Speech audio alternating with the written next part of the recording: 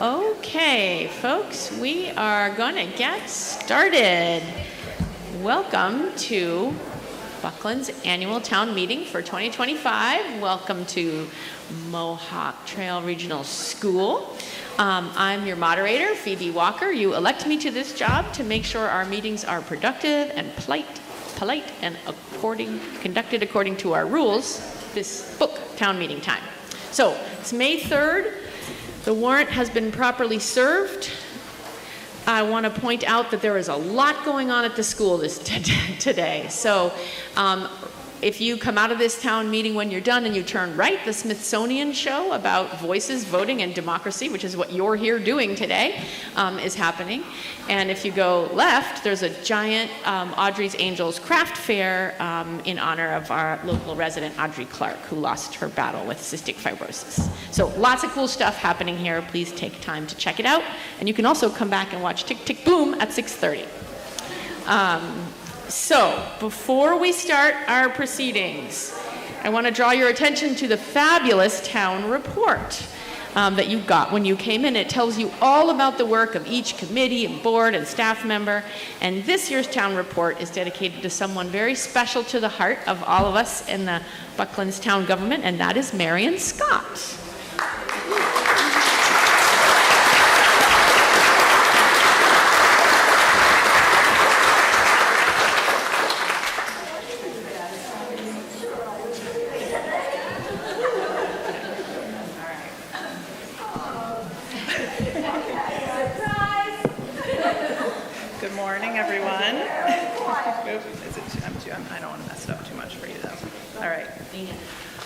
Good morning, everyone. I'm Pam Guyette, one of your assessors here in town and currently the interim town administrator. And I'm going to read the dedication. In 1999, Buckland's annual report was dedicated to an individual who faithfully and dependably served her community. At that time, she was being honored for a quarter-century of service, and remarkably, 25 years later, Marion Scott is still serving Buckland and our greater community with the same dedication. To know Marion is to know a true public servant. Beyond her work in the assessor's office, she serves on the Carl H. Nealman Scholarship Committee, the Shelburne-Buckland Community Center Board of Directors, and as an assessor for the Shelburne Falls Fire District. For many years, she was a founding member of the Mohawk Athletic Association, a warden for many elections, and has planned and organized more teacup raffles at her church than we can count. There likely isn't a person in town who has not worked with Marion in some capacity. On a personal note, I would like to share a very quick story about when I was hired here in Buckland. Marion loves to tell the story about interviewing me. When the board asked about my assessing knowledge, I stated that all I knew was that I received a tax bill, and I paid a tax bill, and somehow they all still hired me. Nearly 18 years later, I attribute my knowledge to Marion's mentorship and leadership. She knows the history of nearly every property in Buckland and can still set the tax rate completely by hand without a computer.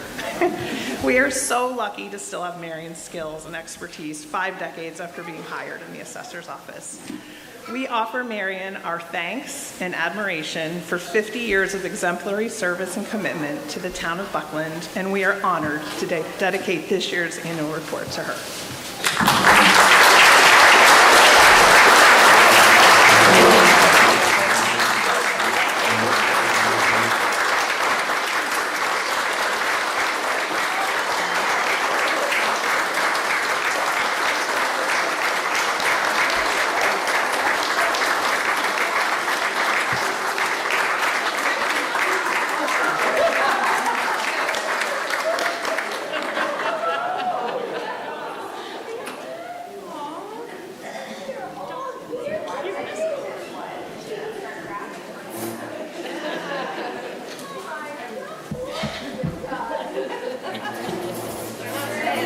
Shout out to the kids, yay!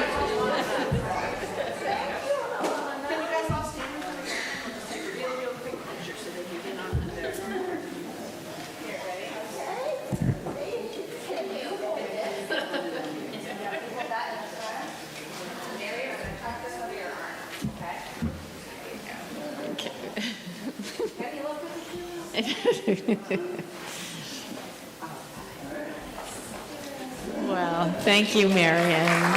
Thank you, Marion's grandchildren.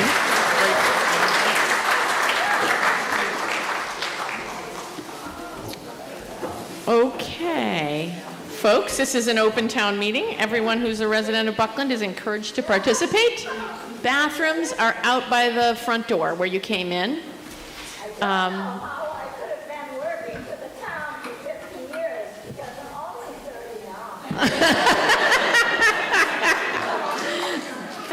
We look forward to doing this again in 50 years.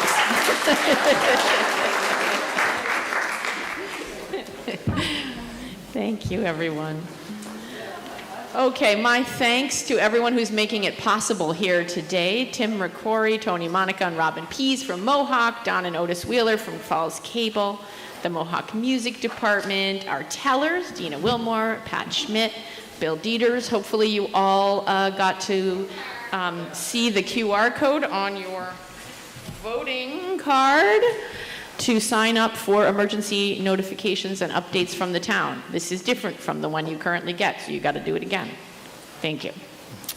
So you're going to need a bunch of handouts, and you presumably got a bunch of handouts when you came in, but I want to make sure that you have them before we dive in, okay? The main thing is the booklet, right? You all have this. I just want to point out, you're going to need it regularly during the meeting. So you open it up, you can see that there's some information from me about how town meeting works. There's information from the Finance Committee on page 6. There's from pages 11 to 19, there's a lot of stuff from the school districts about finances. Then we've got the details of our operating budget on page 21. So if you're thinking you might have a question about the budget, you're going to want to be looking at what the Finance Committee had to say about it on page 6, and then looking at the actual budget on page 21. You'll see every line is in there, and you have the right to ask about that if you have a question. And then the entire warrant, which is sort of the agenda for this meeting, begins on page 27. The page numbers are in the upper left-hand corner in this document. So you're going to follow along on this. There were a bunch of other handouts. It would probably take me half an hour to lift them all up and show them to you, but you were offered the opportunity to have a handout from the Historical Commission, from the Council on Aging, from the Council of Governments, from the schools that were all out there on that white table when you came in. Okay, I want to introduce who's up here and then we'll get started. Okay, starting all the way at the end, we have our interim town administrator, Pam Guyette, who you just heard from. You're not going to clap for every elected official, all right? Okay, or appointed one. So, thank you. We love Pam. But speaking of clapping and why Pam is the interim town administrator, we're losing someone very beloved to our community, Heather Butler, our town administrator, who has been lured away by a lesser town. But Heather, we know we'll have an opportunity to celebrate with you later, but we could not go on without saying how incredibly grateful we all are for what you've done for this community and the incredible town hall team you've built and the way you've supported all of us. So how about a round of applause for Heather?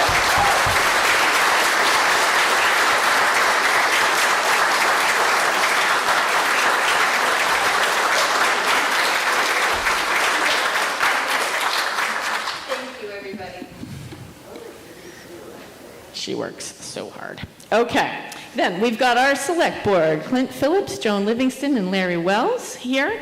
Over here we've got our town clerk, Alicia Graves. We've got the finance committee, Larry Langford, Abby Strauss, Paula Consolo, Bob Dean, and Bruce Lessels. You will see that there will be a little switcheroo midway through while they will leave for the planning board to come up and talk to us about the planning thing. So you'll meet them then. Okay, the basics, the very, very basics. The rules for town meeting are in your handout. These are the 2 microphones. These are the only place you can speak, okay? So you know you want to say something, come on, get in line. I will recognize you. When I do, you must say your name and street so that everybody knows who you are. You need to be polite. You need to be speaking to the thing we're actually voting on at that time. and you get to speak twice, but not a third time until anyone else who wants to speak on that issue has had a chance to speak. If you're planning to amend anything in this warrant, you need to give it to me in writing as soon as you get up there and move it. So if you want to change something here, you're going to get in line, you're going to say what it is that you want to change. I need it in writing so that I can help everyone else here understand what it is you're proposing. And if you want, our fabulous town clerk has a motion form here that you can come down and ask for. And you just kind of scooch down and grab it. Maybe take it out of its folder and put it there. Okay. What else? Be patient with your neighbors. People here come from really different levels of knowledge of what is going on in town government and the budget, and everybody is equal. So if someone's asking a question you think is really obvious, just sit on your hands. They're asking the question. They have a reason they're asking it. I will try to move things along. We only do it once a year, and we want everyone to understand what they're voting on and how the process works. So do not move a question before people are done discussing an issue. You are allowed to request a paper ballot, but that's subject to a vote of the whole town meeting, and the majority would need to approve if you want a paper ballot on something. Okay, those are most of the rules. Couple more things. Over here are folks who are not able to vote because they don't live in our town, but we might want to hear from them at some point. So that includes people from the Greenfield Recorder, the Arms Library, the Tech School, the Senior Center. I would like you to tell me, I would like to ask your permission that if we have questions for them, we can hear from them. All in favor of hearing from the non-voters when and if we need them? Just say aye or yeah. It's good to be able to vote once with your voice in the meeting. Okay, thank you. All those opposed? Okay. Okay. Let's get started. First of all, raise your hand if you served on a committee or board this year. Thank you so very, very much for your service. And raise your hand if it's your first town meeting, in which case we thank you so much for being here. Great, welcome. Thanks for coming.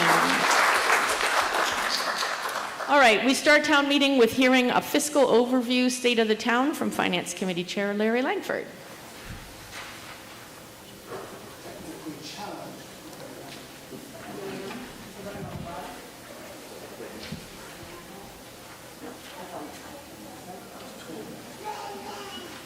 Memory becomes an issue. There you go. You're here. Okay, is this good? Yep. Well, thank you, Madam Moderator, and thank you all for coming. This morning we are continuing a tradition that was begun about 20 years ago by Wes Rice, who has joined us here this morning. And I've watched the YouTube videos of all of his speeches. And we'll try to step in his shoes and provide a brief overview of our current financial condition and an equally brief discussion of our budgeted revenues and expenses for FY26. That's shorthand for fiscal year, for those who have been here before. We've said in the past that in most years Buckland has managed to sail along in various weather conditions, mostly without incident, if not always smoothly. In spite of our experience in sailing through rough seas, we've learned that every year it takes a great deal of effort simply to remain afloat, much less move ahead in the face of all the elements that can occasionally conspire against us. This is one of those years.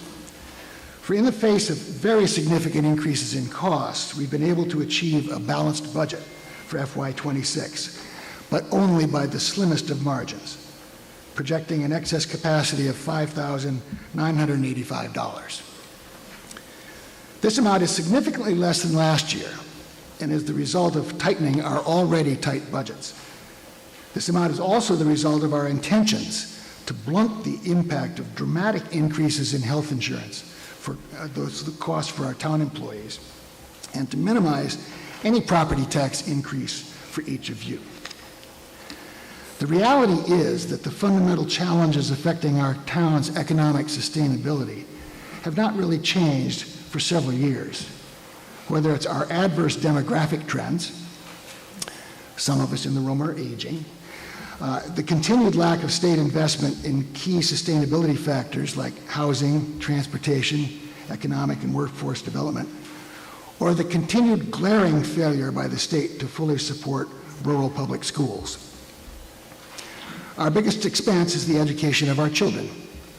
This expense, always over half of our operating budget, puts a constraint on our ability to fund much-needed improvements in local infrastructure, including roads and buildings, and to fairly compensate our highly valued town employees. The key point is this. Decades of flat state funding of our schools has meant and continues to mean that we have to pay from our property tax revenues our share of the ever-widening gap between what the state provides and the actual costs of education. We are very grateful to our legislative delegation. I wish Natalie were here today to thank her in person. They recognize that a rural town like Buckland cannot simply cut its way to sustainability, and they are working very hard on legislation that will make a positive impact on rural communities like ours if and when it passes, and we encourage them to work hard. Significant progress has been made in recent years, and we are working with our legislators, our neighboring towns, and other small towns across Massachusetts, and lobbying hard for a more equitable distribution of tax revenues to address our sustainability issues. Let's talk about revenues. Total FY26 operating revenues are expected to increase by $262,100 to $6,138,436, or 4.5% over last year. There are three principal components of total town operating revenues. Property taxes. That amounts to about 89% of our total revenues this year. Typical proportion. State aid and local receipts. In the governor's FY26 budget, state aid for Buckland, not including that which goes to the Mohawk Trail Regional School District and Franklin Tech, increases by $17,378, or 4.1%. An increase well above the 5-year average of 1.4%, but well below the increase in our expenses. Local receipts are budgeted to increase by $35,000, 15.4%, in keeping with the historic pattern of actual increases, but a larger increase than we usually allot. As a matter of policy, we have always assumed only modest growth, a conservative approach that has served us well in the past. This year, in order to maintain a balanced budget, we've had to use a growth number that is closer to our actual growth projection. The Finance Committee continues to believe that a focus on revenue growth should remain a priority for the town, including a focus on increased tourism and making adjustments to our zoning bylaws that would encourage smart economic development in the town. Expenses. We budget our expenses as tightly as possible based on our revenue predictions and the needs of the town. Several of the larger expense increases we incur are non-discretionary, such as increased insurance, utilities, and retirement costs. We have been and remain extremely cautious about adding any permanent expense line items to our budget. Operating expenses consist of two basic categories: general expenses and school assessments. Overall, the town operating and school assessment expense budget, called the general fund, which you'll see in the details, is increasing by $257,239, 4.6%, to $5,838,233. The town receives educational services through its regional academic and vocational school districts, Mohawk Trail Regional School District and Franklin County Technical School. We also pay for the students from Buckland who attend the Smith Vocational and Agricultural School in Northampton. The total of these three assessments this year is 57% of our operating budget, a proportionate share that can vary each year, but not really by very much. For FY26, our total school assessments are budgeted to increase by $117,142, 3.7%, for a total of $3,299,884. As in most years, 91% of our total school assessment this year is from the Mohawk Trail Regional School District, which for Buckland has increased by 2.6% over last year. Our Franklin Tech School assessment is up by 36.1%, mostly because we have 6 additional students attending, bringing the total number of Buckland students there to 24. For the fall of 2025, we currently do not have any students attending Smith Vocational, and the official deadline for admission has passed. To repeat what we said earlier, in spite of recent increases in education funding from the state, the formula that they use, the Chapter 70 formula, if you read in the headlines, to allocate those funds to Massachusetts cities and towns has for decades adversely affected rural communities like ours. This got my attention. More than 75% of the overall recent increase in state school funding has gone to only 56 school districts. And you know where those are. Not here. There's an increased likelihood that changes to this formula will come eventually, but the unfortunate truth is that Buckland will not feel any impact of those changes for several years to come. The increase in the cost of general government is of $26,566, or 4.2%, reflects a much-needed investment in our aging town buildings, as well as our effort to appropriately compensate town hall staff, who are the administrative backbone of our town, and who as a team continue to run a very efficient ship and provide outstanding service to us all. We entered 2 significant agreements last year, each of which carried with it the promise of increased costs this year in return for the increased benefits that we wanted to receive. Therefore, the senior services assessment has increased this year by $28,997, 39.2%, largely due to the need for the senior services district, which we approved, to assume responsibility for accounting services previously performed by the town of Shelburne as their fiscal agent. Buckland's policing services agreement with the town of Shelburne brings in the town of Shelburne brings in FY26 an increase of $71,113, and 19%, due in part to the continued realignment of the police force structure and the commensurate pay grades for officers. We knew those increases were coming. Damn, they did. So here are the 2 magic words you've been waiting for. In conclusion, let me add an important note of caution. 2 years ago, we came to you with a request for a Prop 2.5 override in the amount precisely by which we had exceeded the levy limit that year, $151,262, which you agreed to pass.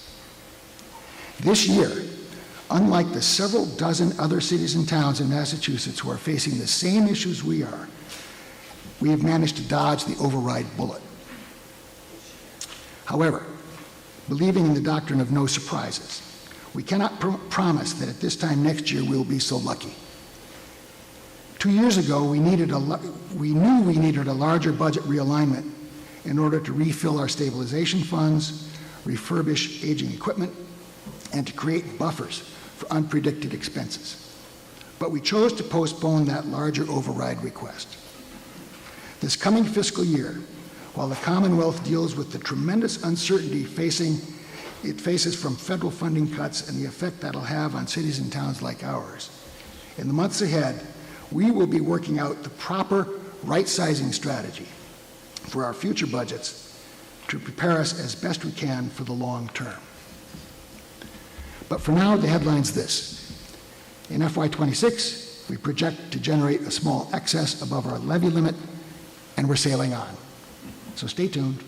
Thank you. Thank you for that background and context. Okay, let's get started. Our very first article is going to sort of clear the path of a bunch of relatively non-controversial articles. This is called a consent calendar, where we bundle things that nobody here has ever asked a question about into one vote. You still have a chance now to say if you don't want that to be true, but we're going to let the select board make and second that motion first. Ms. Moderator. Yes, sir, Mr. Phillips. I move that the town vote to take Articles 2, 3, 5, 7, 10, 13, 16, and 17 out of order in this warrant, and to approve all of them as one vote without debate on any such articles, and further that the motions for each article be incorporated into this consent motion as follows. Okay, so you were all on the page in your book where you see Article 1? No? Okay, let's get there first. Page 27. Okay. So the articles that we are asking to combine, and what I'm going to do now is I'm going to quickly tell you what they are, and if you want to pull one of those out, raise your hand. Okay?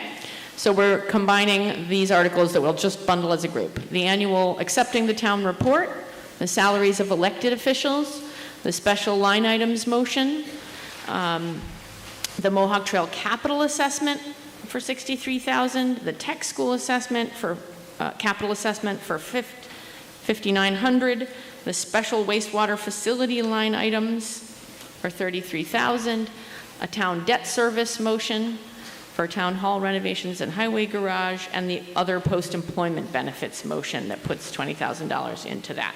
So those are the ones I am proposing that we just vote as a group, because nobody ever seems to have any questions, and we can get to the bigger stuff quicker. Is there anything in here you wish we wouldn't put in this bundle? Yes, sir, Mr. Rice.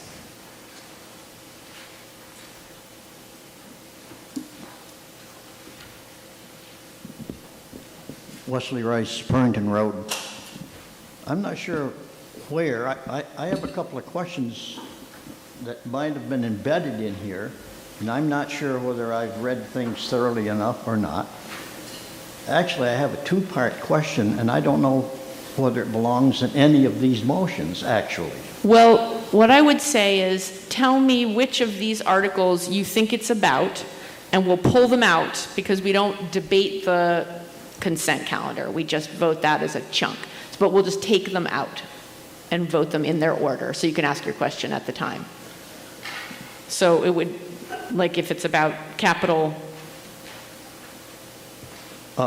Actually, it's about the annual reports. The annual report. All right, so we'll take that one out. Okay?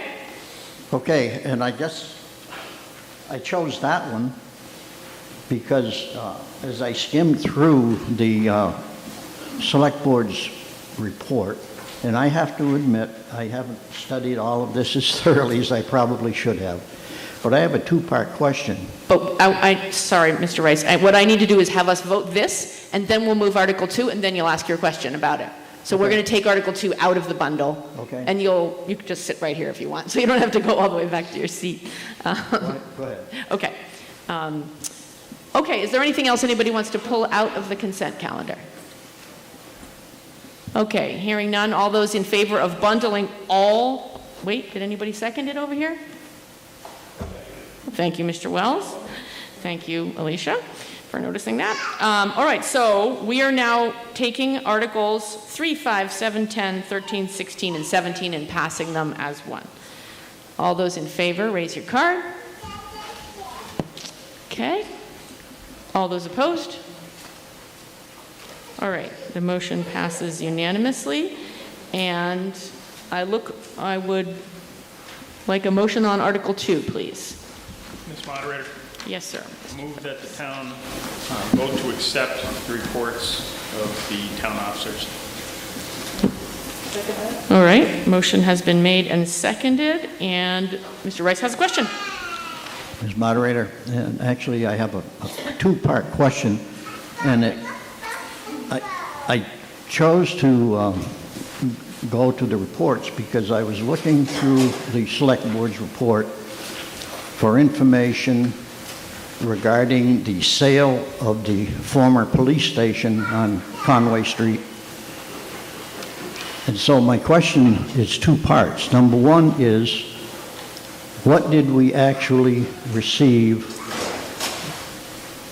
What was the amount of money received for the sale of that property?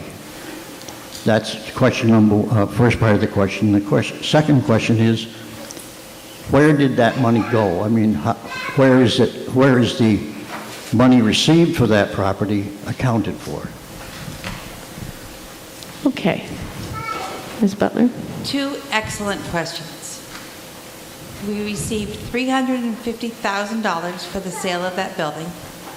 The Board of Selectmen, the Select Board signed the purchase and sale agreement on July 11th of 2024, which is 10 days past the July 1st change of the fiscal year. So those funds are not available to the town to spend until July 1, 2027. They remain in the town coffers. There's, nope, 27, FY 27. Okay. Yeah, so the money is there, it's just not available to us until FY '27, or to Clint's point, July 1st, 2026. So at your next town meeting, when we're here, those funds will be incorporated into the budget proposals that you will be voting on. Thank you, and I'm glad to hear you think you're going to be here. That's good. We will welcome you back. So I think if we're going to talk more about the financial use of that money, we need to do that in the budget line, in the budget article, which is coming next.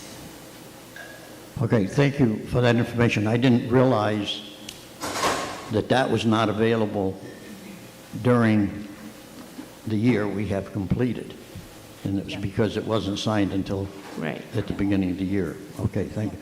And I guess...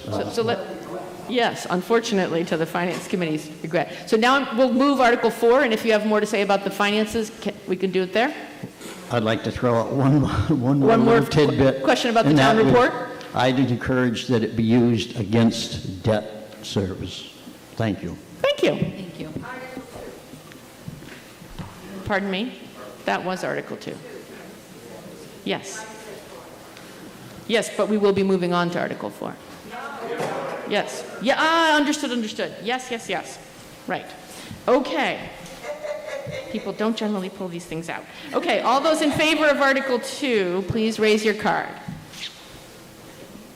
Okay, all those opposed? All right, we have now accepted the town report with that clarification. Thank you very much. We did Article 3 in our consent, so we are moving on to the town operating budget. I remind you that you have on page 6 a memo from the Finance Committee, and on page 21 a line-by-line copy of the budget. I will entertain a motion. Ms. Moderator, Yes, sir, Mr. Phillips. I move that the town vote to raise and appropriate the sum of $2,396,615 to fund the town operating budget for fiscal year 2026 as line item appropriations and as shown in the table below. Okay, we've got a motion and a second, and you've got this page with the blue column. This is Article 4. Article 4, the town operating budget, and page 21. What? Oh! I'm sorry. In your agenda document, it's on page 30, your giant book. But if you want to look at the budget, it's on page 21, right? You don't need to go look at the motion anymore because the motion was already made and seconded, and now the thing we're talking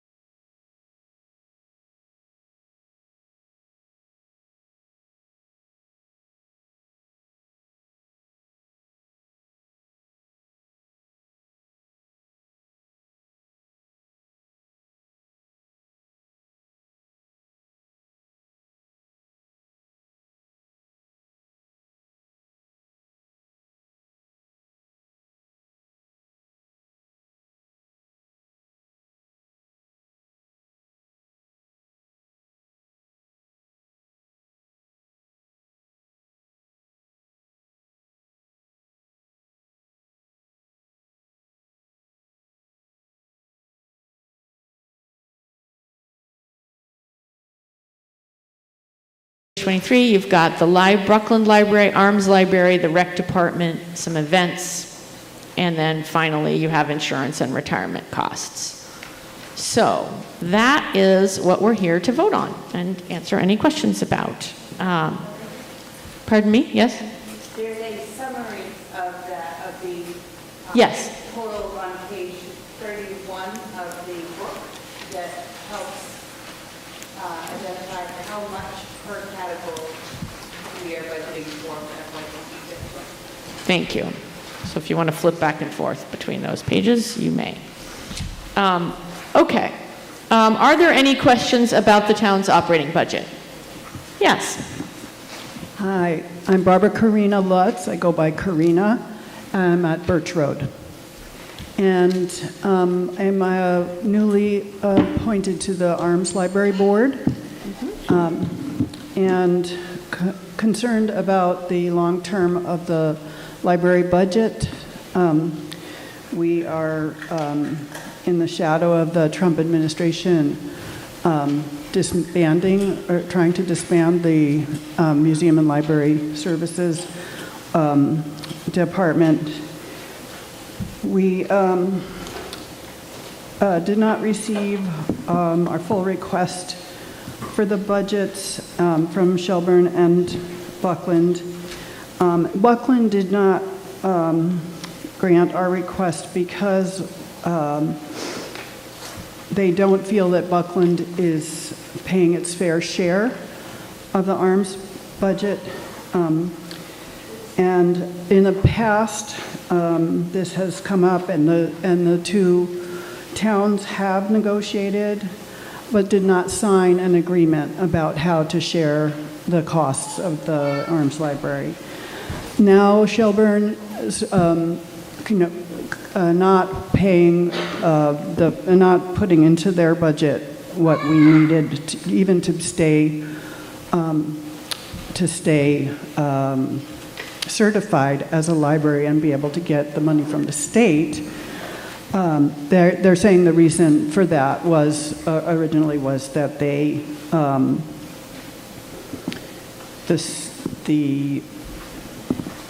that Buckland's not doing its share.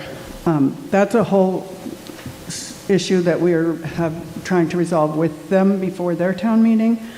And this is really more about, I'm not asking for a change in the budget this year, but I am asking for the select board and the town administrators, whoever else would be involved, to negotiate in good faith with the town of Shelburne so that we don't end up in this situation again, to come up with a memorandum of agreement, which is what, a memorandum of understanding, which is what the Shelburne has asked the library to get to happen between the two towns. So I'm new to this. I may have just made a mistake in what I just said. No, that's helpful context for us. Yeah. Yeah, and Thank our you. finance committee chair is here, treasurer is here. Yes. Dan Alden. So he can answer questions if I had gotten anything wrong there, or if there's more questions, then I can answer about this. Thank you But so the main much. thing is to really would love to beg the town to think about how important libraries are for our children, for our adults, for literacy, for an informed citizenry when the internet is not available to everybody and when the internet is not as reliable as it used to be. Thank you very much, Ms. Lex. Oh, goodness, yes there are. Okay, Ms. Donlin. Andrea Donlin, 49 Upper Street. I have a multi-part question. We heard from the Finance Committee about new or increased expenses for the police department and the senior center. Just curious about some significant increases in the budget. One is buildings and grounds, formerly town hall, maintenance increase, what that is. Highway salary increase, which might just be filling a position that had been empty, I'm not sure, but what that increase is about. And then the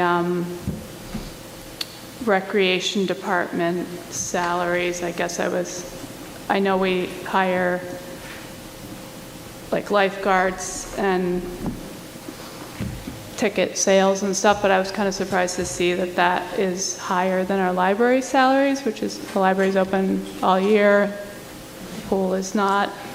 And then just overall, should page 26, the town operating budget line, which is the second line down, match what that other town operating, the page 21 town operating budget line? I'm a little confused about that, because on page 26 it says that it's a change of like more than $500,000 increase, which it doesn't line up with the other table and Larry's overall narrative. Okay. So We're going to get some answers to all your questions. Thank you very much. Ms. Butler? Let me tackle the last question first. The 3-page operating budget document that Phoebe just walked us through, that represents lines that are also in other articles. Your special line items, your School, well, school, but also your town, your elected official salaries would be in the budget document, but not in Article 4. So you can't draw immediate lines across from general government in the 3-page budget document to the number that you see in your booklet on page 31. So Larry's numbers are coming from the revenue and expense page, which precedes your 3-page budget document. It is not a perfect system, and I have been here 6 years and still sometimes get a little cross-eyed looking at it, so I certainly empathize with you all trying to follow along. Happy to answer specific questions now that Andrea raised, starting with buildings and grounds. You may recall two town meetings ago, we created a position called Buildings and Grounds, or Facilities. We originally had that salary line and that budget as its own standalone department. We recognized that fully funding the expenses of that line was not possible in the first year, so we continued to operate with a minimal increase. We actually came back at an October town meeting and put a little bit more money in there in order to be able to pay some additional bills that came in. The idea or the rationale behind creating that department and adding that person was so that we would have one point person that would be responsible for our property assets, leaving town administrators in charge of buildings, and is not smart. And you can tell by the ceiling tiles that we lost during one particular HVAC incident. So having somebody in that role is very valuable for you all to preserve and maintain your buildings. We were underfunding that budget for several years now.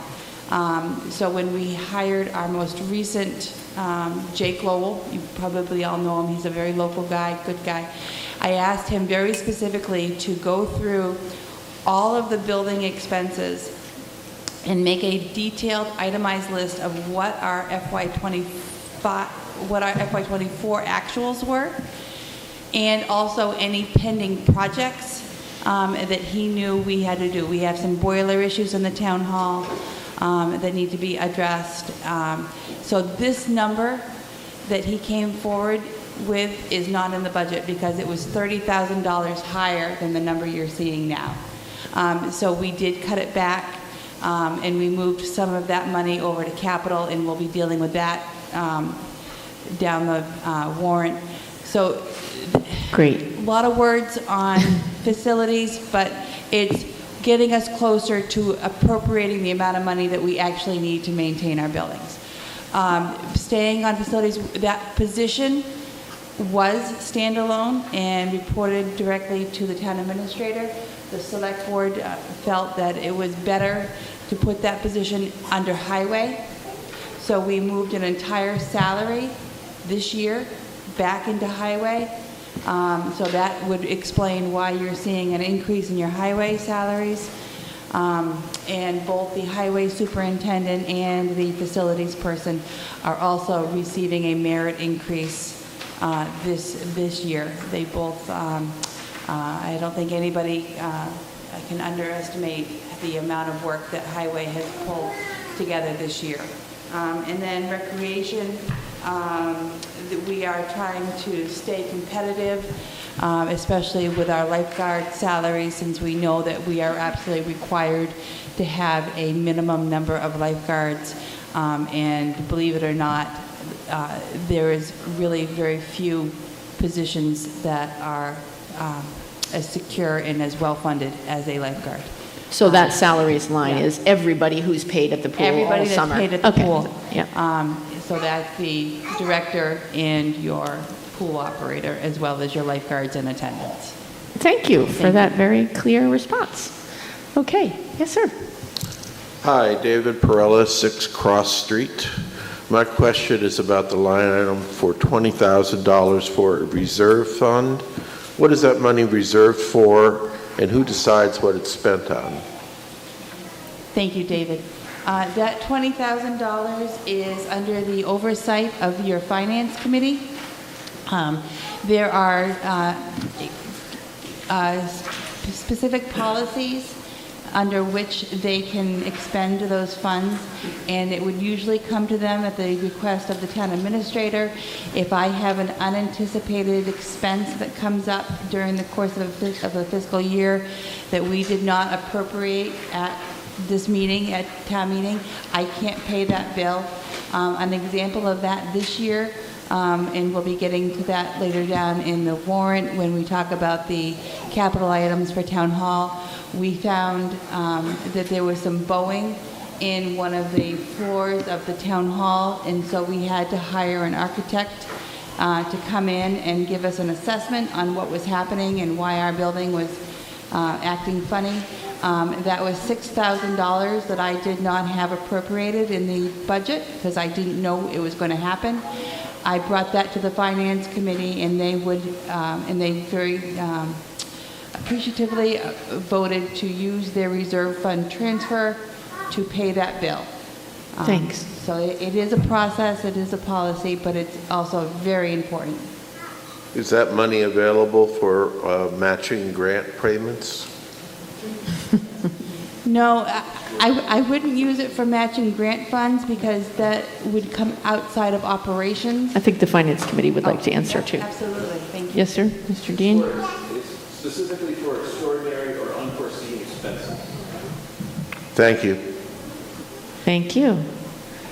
Sir, Mr. Gang. Hi, Jeffrey Gang, 43 Upper Street. I appreciate, it seems like the Finance Committee and the town government has done a really careful job being prudent with expenses and, trying to make sure we can make the numbers line up without an override. I'm not seeing that same prudence when I look at the police services line, and frankly, the explanation from the Finance Committee memo is a little bit insubstantial. It's sort of like in part due to X and Y police salary grades, et cetera. At a time when we're not hearing anyone talk about, proper pay grades for librarians, for example. Folks might remember the last year I asked about our extraordinary, unprecedented increase in police expenses as well, and I understand the reasons of adjusting to comply with new state regulations. I guess what I was asking then was I don't want to normalize seeing 20, 30, 40% increases in the state, in the police budget line, and here we are with a 19% increase. So I recognize this request is more for the police department than it is for the finance committee, but my question is, where are we going with this? Are we going to continue to see 20% increases year over year? And why does it seem like we're not getting a full explanation for that increase, instead just being offered partial explanations for what's happening? Thank you. Does anybody at this front table have more information about the 19% police increase that they would like to offer? Somebody give Mr. Dean the mic. Okay. Yep.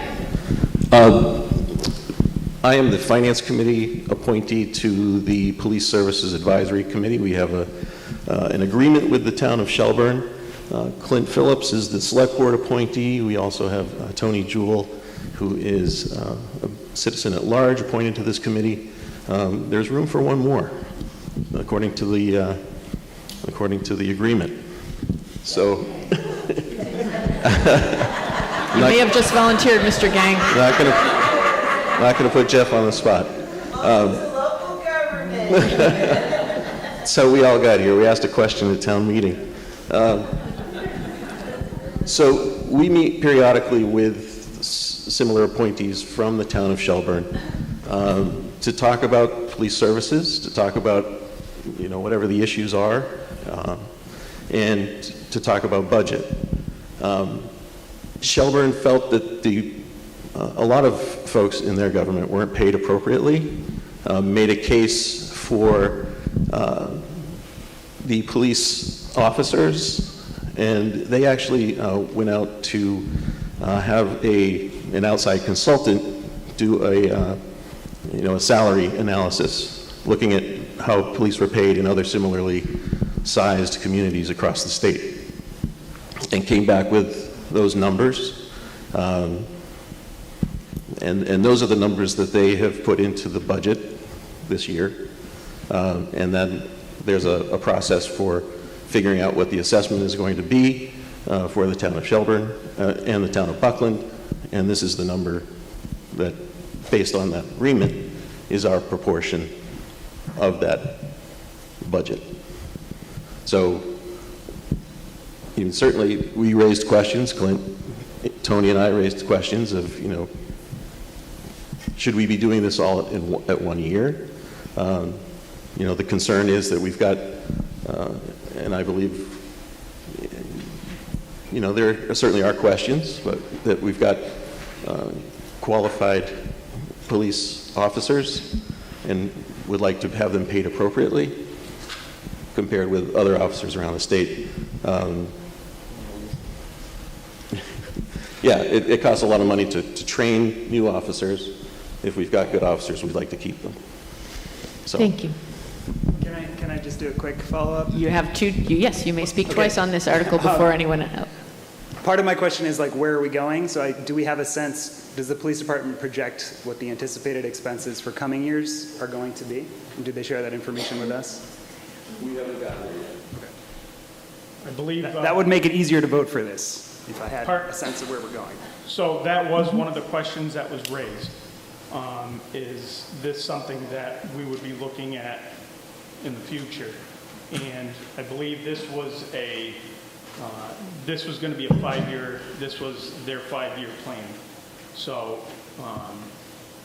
Meaning we're going to see this every year for 5 years, or they're doing all 5 years at once? I'm trying to figure out how to word this properly. So this was getting them up to where they should be, and he said that they wouldn't be looking for any increase now for the next 3 years. Is that in writing? Okay. Without, The question was whether that was in writing somewhere. This was a discussion that we had at one of the joint committee meetings for this. But these were the numbers that the police chief gave to us. But he said over the next 3 years, he wouldn't be looking for any increases over COLAs at that point. Okay, But so. he said because this increase would be so much because everybody's already underpaid for where the standard is for the positions that he has.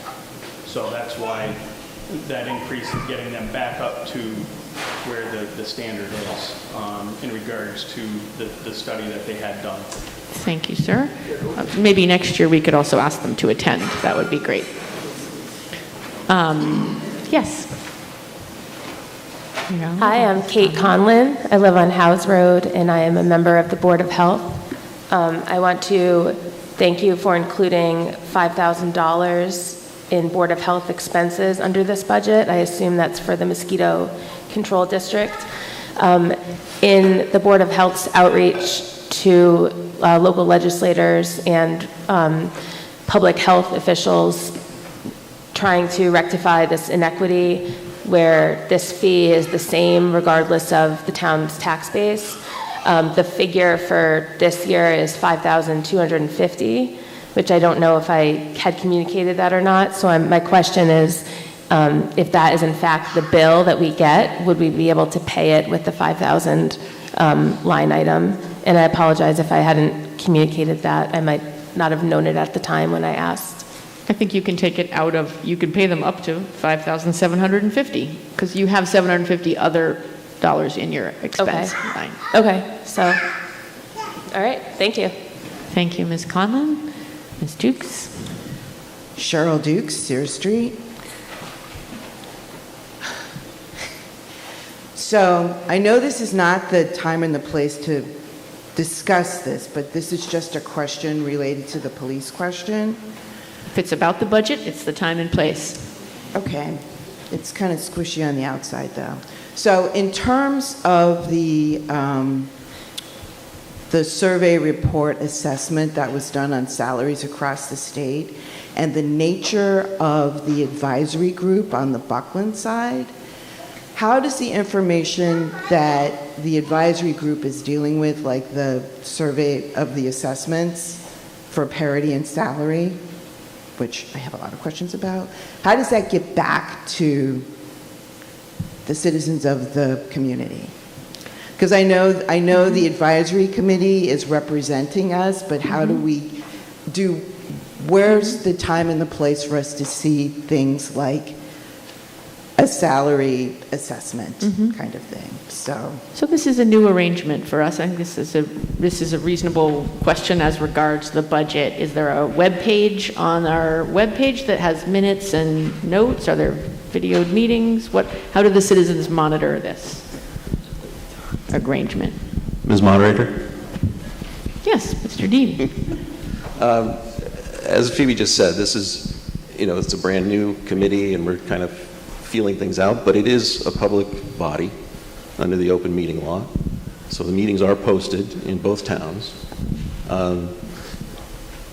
We do have minutes that get approved. I don't know exactly what the status is of those minutes, but we'll make sure that those get back to the town clerk. So it's available.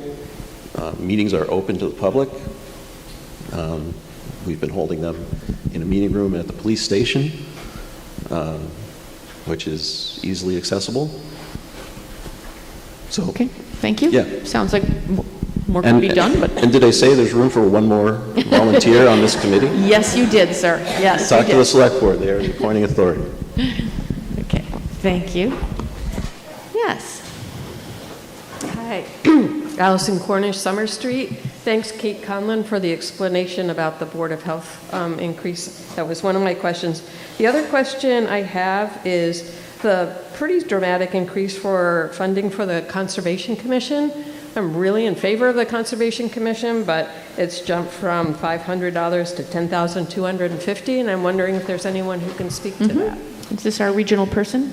I sure can. Yes. The select board has entered into another shared service agreement with 4 or 5 other communities. Ashfield is the lead community for a shared conservation agent. This is a professional that works with our Conservation Commission to make sure that the applications and the work that comes before them, they have a professional consult available. So that is a portion of that person's salary and expenses. Awesome. Thank you so much. Thank you. Yeah. Thank you, Ms. Cornish.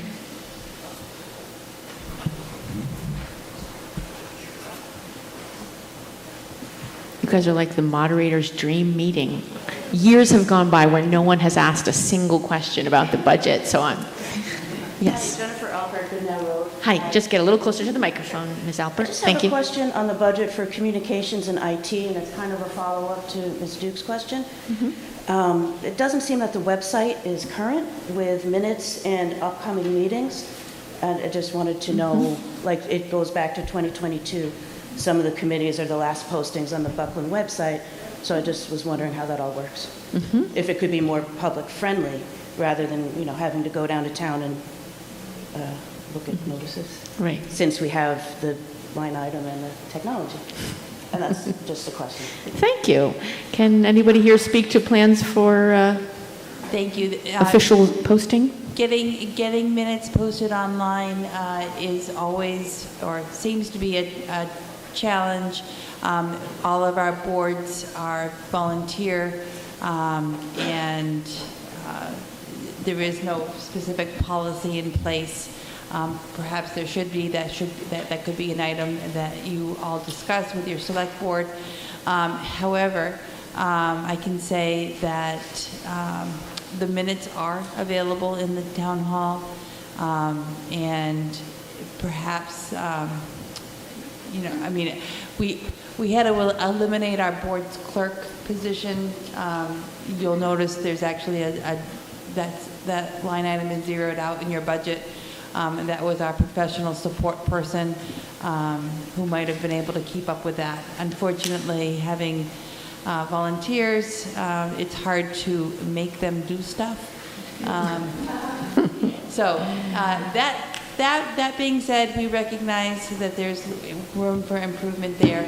That technology line item in the budget pays for things like internet and telephones, and web, in our IT contract. It does not have any personnel or support in that line item. Thank you. Thank you. Okay. Yes, sir. Alan Serpernot, Apple Valley Road, Buckland. I sure hope so. Formerly Ashfield, but shouldn't have been let in here otherwise. Oh, right. You're So one of them. in the early 80s, when the wetland, I'm jumping back to the Conservation Commission. Yes. Just a statement. In the early 80s, I was the chair of the Conservation Commission in Ashfield for 6 years, and I just find it really frustrating that I like clean water. I live on a brook. I just find it very frustrating that we keep building in more and more governmental expenses to something that we all did as volunteers. And we just, that's all. Thank you. Thank you, Mr. Supernut. And welcome to Buckland again.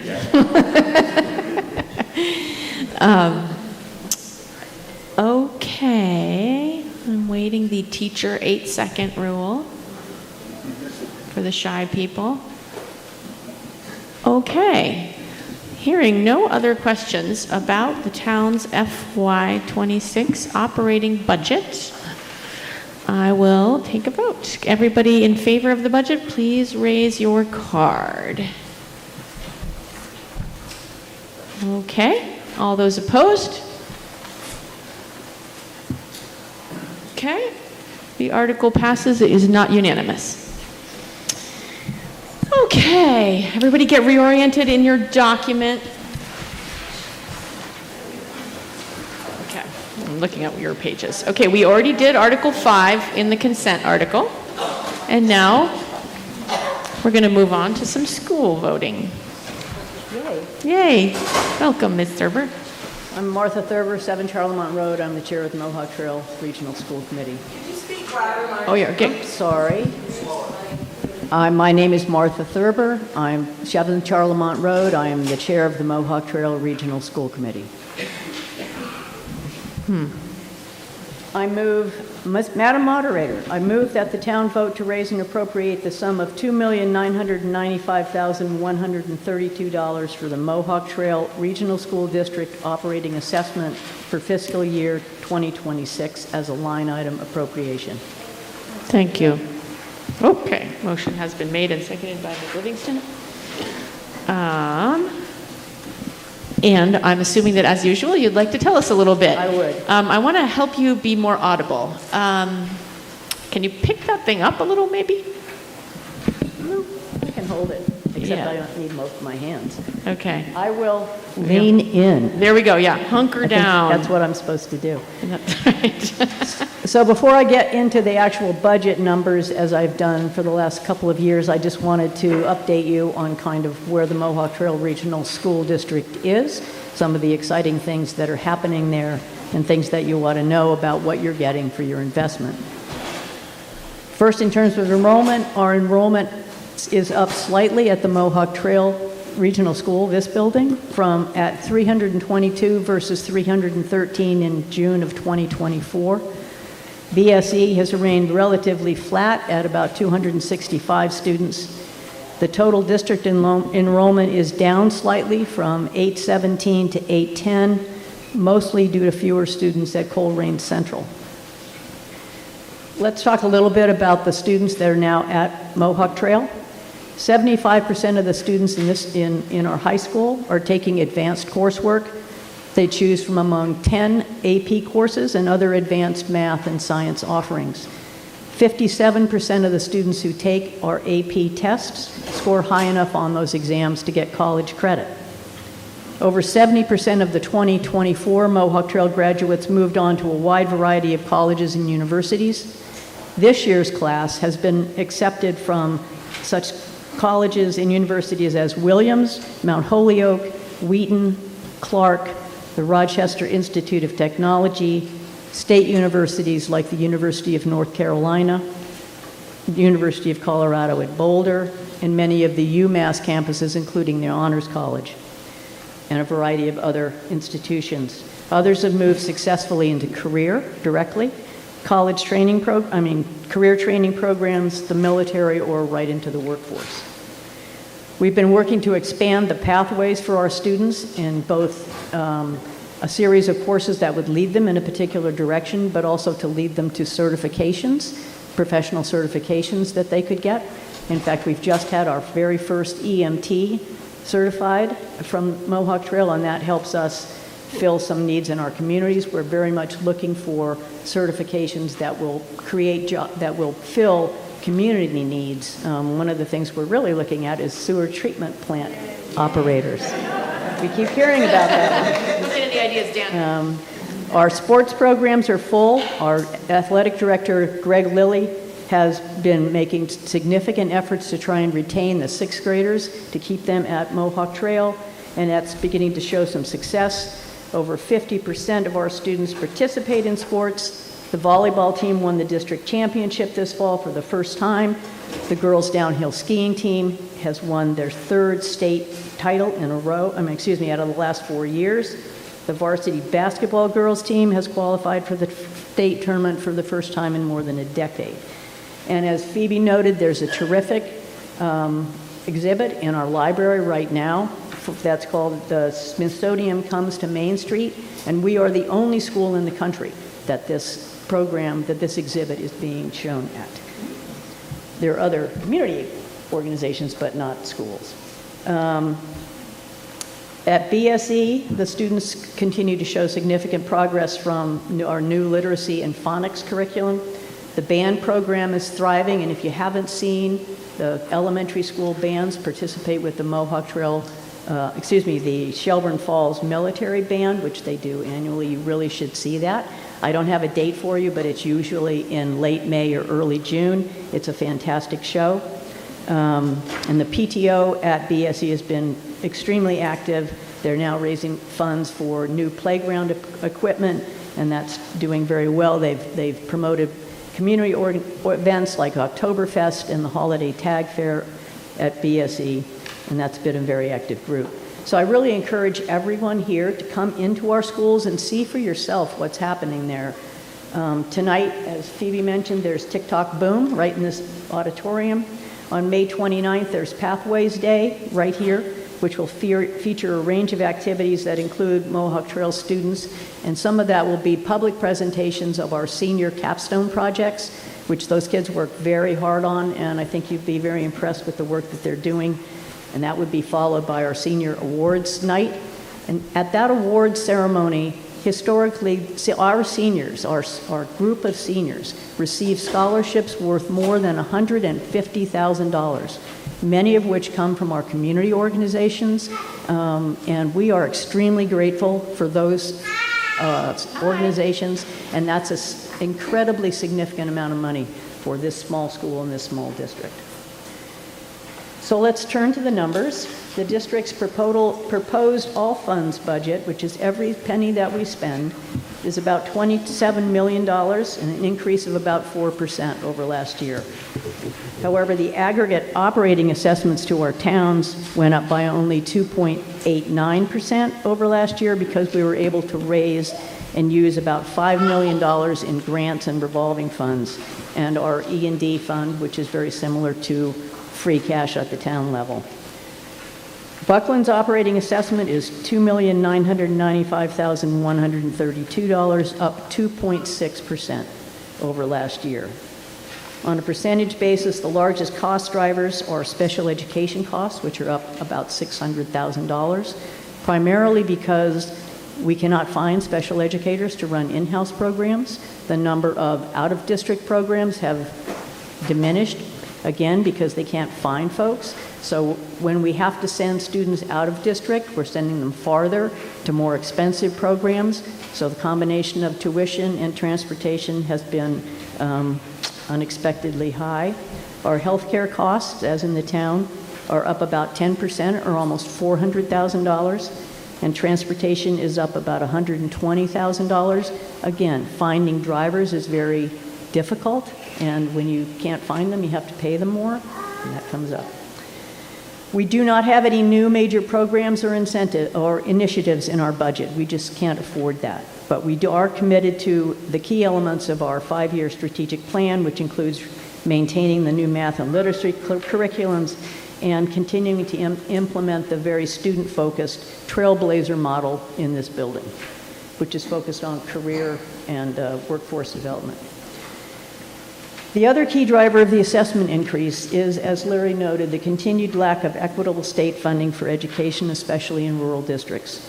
Our Chapter 70 education aid has risen about 1%, and that's held true for more than 20 years. The district towns, Buckland and the other district towns, make up the difference, and that's not fair. We are what's called a hold harmless district, meaning we only get a minimum per pupil every year. There are 314 school districts in Massachusetts. 232 are now hold harmless districts. Wow. Almost 75%. Together, these districts receive 9% of the state education funding. That's not right. We are working very hard to change this formula so that it's more equitable, not only for us, but for all school districts. We also continue to work with Representative Natalie Blais, who's terrific, to pass her rural schools bill, which would require an annual appropriation of $60 million just to rural school districts. That legislation died last year, but the overall state, but it's been reintroduced. And there are a number of us who are heading to Boston on Tuesday to lobby again for this bill. The state funding picture is a little bit convoluted by the funding uncertainty associated with the federal government. We receive about $2.5 million in federal grants, mostly for low-income and special education students. We don't think they're at the moment imperiled, but we don't know. There's lots of uncertainty.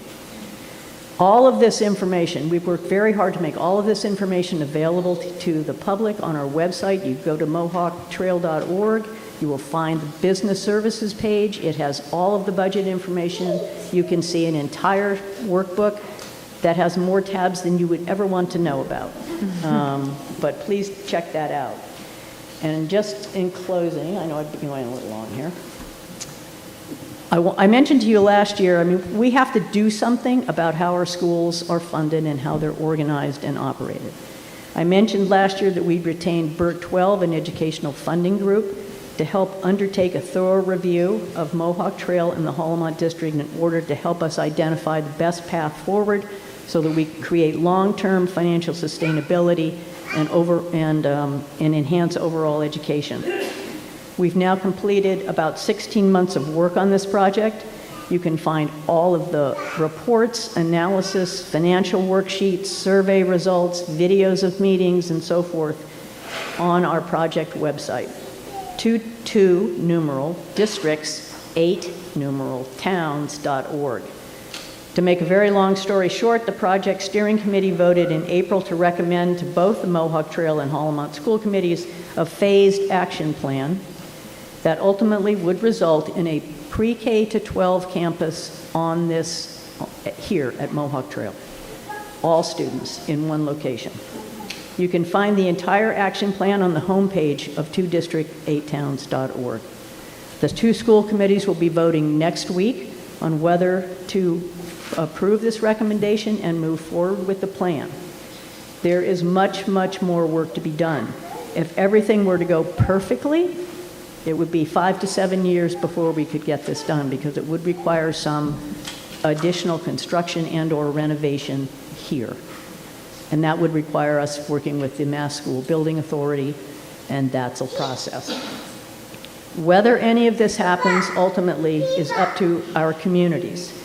There will be a number of community meetings to discuss the plan and the results of the further research that needs to be done on important aspects like educational programming, student transportation, staffing, and financial impact.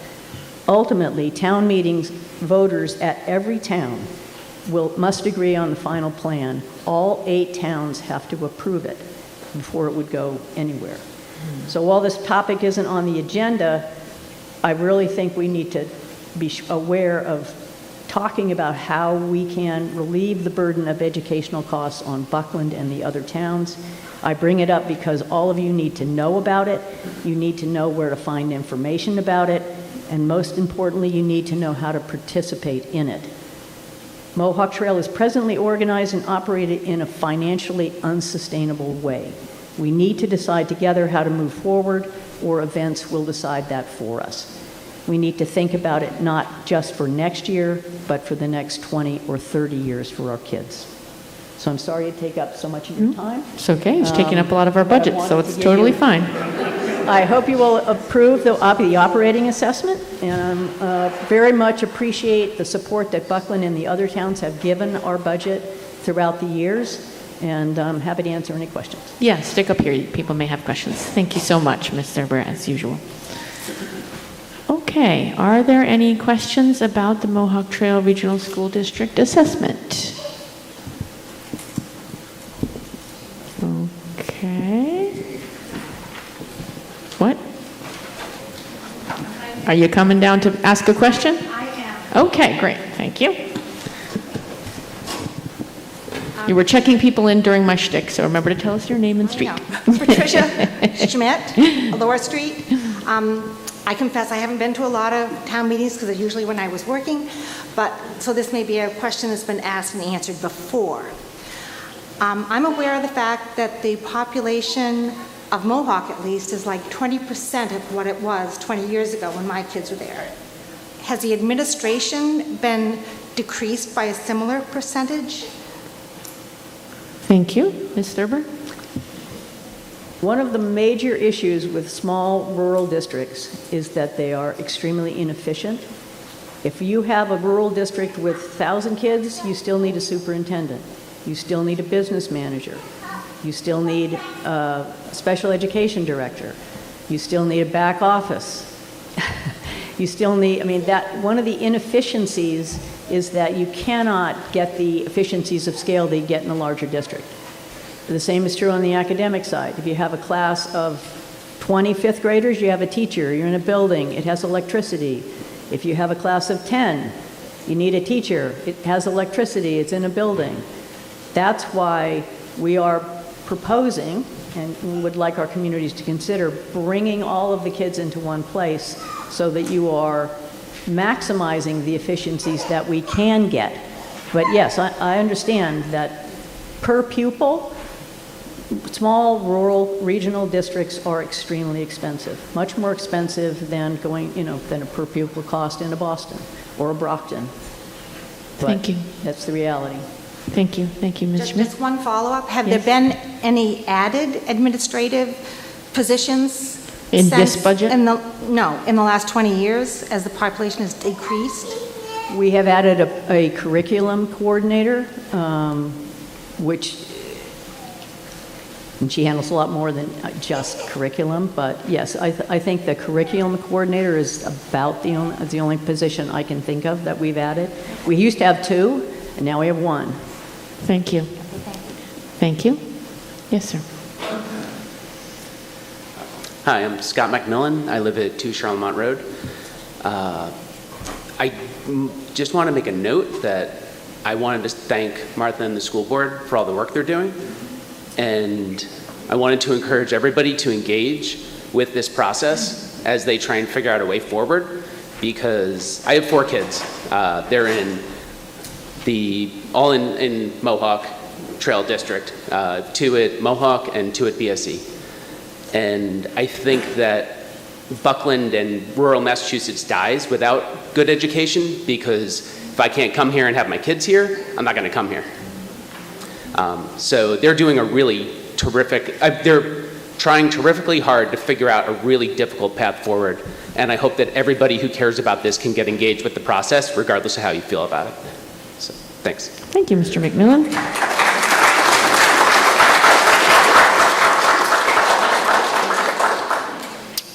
Any other questions about the Mohawk assessment? Yes, Ms. Eller. Ellen Eller, Homestead Avenue. I happen to know that Hollamont has a wonderful agricultural program with critters in a barn. What would happen to that if all the children were in here? Are we going to have a barn here? I am aware of the hay program. It's who's making all that really good smelling breakfast out there right now.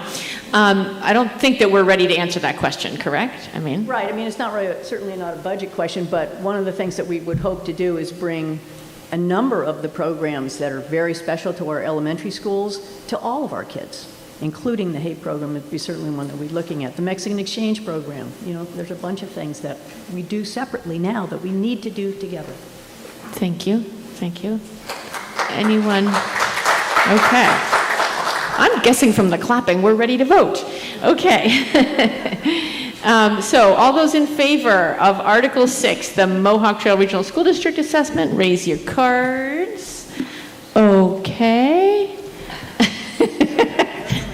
I'm assuming you have a card somewhere and you're here legally. Okay. All right, put them down. And all those opposed, please raise your cards. Okay, the assessment passes unanimously. Thank you all. Article 8 looks like one of those small things we would normally have bundled into the consent calendar, but because it was the result of an emergency, it's not something you've never had questions about in the past, and that's why we're doing it. I would entertain a motion on Article 8. Ms. Moderator. Yes, Mr. Phelps. I move that the town vote to appropriate from free cash the sum of $7,365 to be used to fund the emergency water heater replacement at the Mohawk Trail Regional High School, including costs incidental or related thereto. Said sum is to be expended under the approval of the school committee's building subcommittee. Okay, motion has been made and seconded, and I feel like all the information you need is in the motion, which is, on a sudden basis, we needed a water heater. Does anyone have any other questions about it? Hearing none, all those in favor, please raise your card. Okay, all those opposed? Okay, article passes unanimously. We move on to another school district, the Franklin County Technical School Operating Assessment. Ms. Moderator, I move that the town vote to raise and appropriate the sum of $304,752 for the Franklin County Tech School Operating Assessment for fiscal year 2026 as a line item appropriation. Motion has been made and seconded. I remind you that on page 13 of your booklet is a big handout from the tech school, and we do have representation here if we have any questions. Yes, Ms. Consolo. Paul Consolo, Cemetery Road. Paula Kinsella, Cemetery Road. I'm wondering, I know that there is a movement of changing the tech school enrollment to a lottery. And I'm wondering how that would affect the numbers for Buckland. Like if the tech school, I know that we have, 17, we're allotted 17 students, but we have 24 students at tech school. If tech becomes a lottery, would we only end up with 17 and not the 24? How would that work?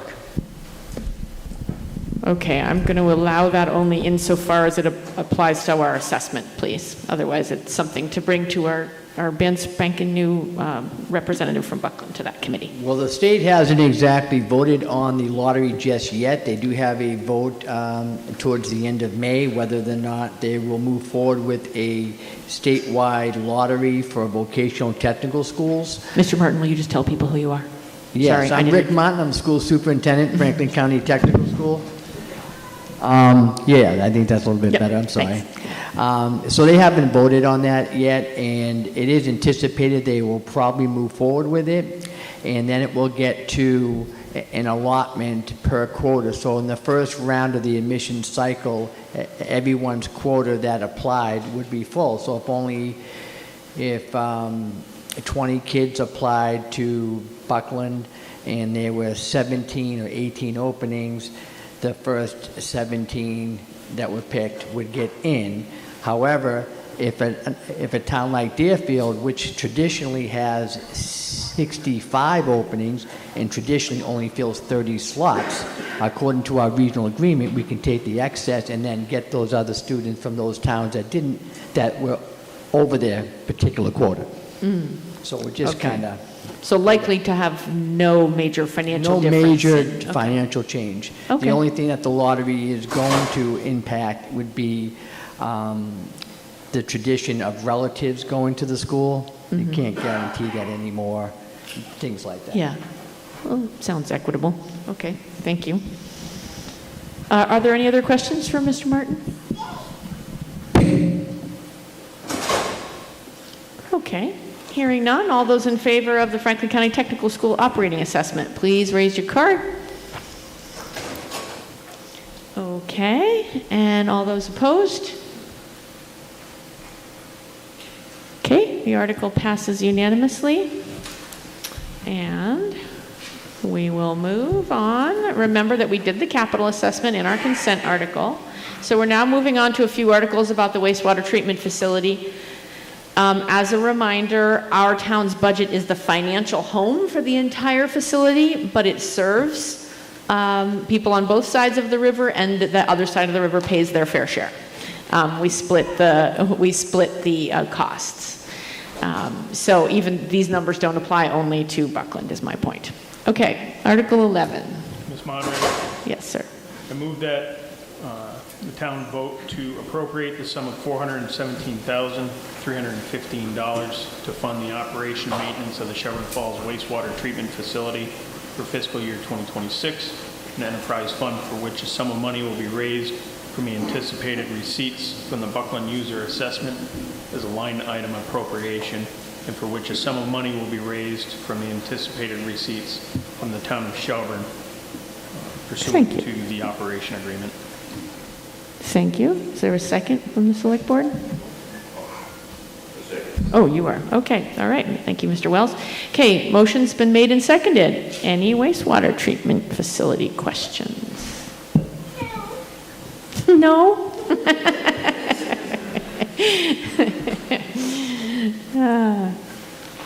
Okay. Hearing none. All those in favor, please raise your card. Okie dokie. All those opposed? The article passes unanimously. And now we move on to Article 12, which is about capital and debt expenses for the wastewater treatment facility. Ms. Moderator, Yes, I move sir. that the town vote to appropriate a sum of $223,000, which is the estimated cost of the capital expenses for the Chevron Falls wastewater treatment facility in the enterprise fund, and that said funds will be transferred from Buckland Sewer Enterprise Fund retained earnings. Okay. Okay, motion has been made and seconded.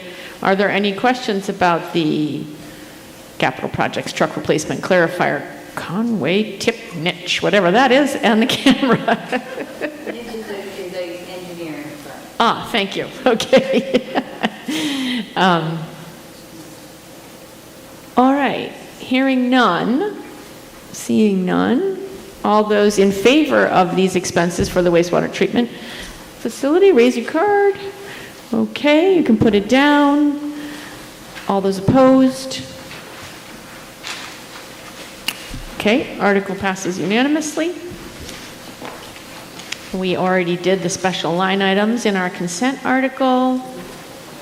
And now we move on to Article 14, which is about town capital expenses that we'd be purchasing with our free cash. Ms. Moderator, yes, I move that the town vote to appropriate from free cash the sum of $184,700 to be placed in departmental capital accounts in accordance with the table below. Okay, everybody looking at the table, you can see highway truck loan payment, repaving, shared police capital, Nilman Road debt repayment, woohoo, final payment, and the Buckland Museum improvements. You're seconding it? Thank you. Okay, are there any questions about these town capital expenses? Yes. Janice Sorensen, Depot Road. What is the shared police capital expense? Oh, they share the building? No, see. No. Ms. Butler? The $10,000 that we're requesting for appropriation would be the balance of the shared capital request from the town of Shelburne. So as part of our IMA, there's a intermunicipal agreement. Yeah, I'm sorry, intermunicipal agreement with the town of Shelburne. We have an operations assessment, which you funded under Article 4. And then there's a capital assessment under the terms of the grant that we received to pursue the shared regional agreement, also the IMA. There was some funds left over that we were allowed to use and put into escrow for the first year, which would be this year's capital assessment. So there's $30,000 already being held by the town of Shelburne. This $10,000 would be added to it, and they are purchasing a police cruiser and body armor vests, and some body armor vests. That is their capital expense this year. Next year, you'll see a similar, but it'll be a higher number because we will not have that $30,000 in escrow. Thank you. Okay, any other town capital expense questions? Yes, Ms. Dukes. Cheryl Dukes, Sear Street. So I have a follow-up to the police capital expense. So back when we had our police department, we put money into a police capital expense fund. And so basically we're not doing that anymore, and what we're doing is this now. Are we still putting money into capital expenses for the police, even though we're sharing them with Shelburne? You're talking about the stabilization accounts. Right, Yeah. because we used to have, right, so we could buy equipment. Right. We used to do that for the police as well. Right. And so with what this item is, we're not doing that anymore. That's what this is my question. Who wants to answer that? There's, Ms. Butler? In Article 20, there is an appropriation for $20,000 into a police stabilization account that would... Just for Buckland? For Buckland's share, for Buckland's anticipated share of next year's stabilization, for the anticipated cost of next year's capital for police capital expenses, we're putting away $20,000. Okay. But you will still have the stabilization. You gotta yell if you want to talk, and you have to have a microphone, and you have to be recognized. So hold on, right? Because I'm a bear with fluff for brains. I just want to make sure I understand it in the way that I understand it instead of the way that you're telling me. So here's what I'm understanding. So back in the day when we had our own police department, we had a capital fund for the police that we put money into so that we could buy things like cars. Yes. Then we decided to regionalize.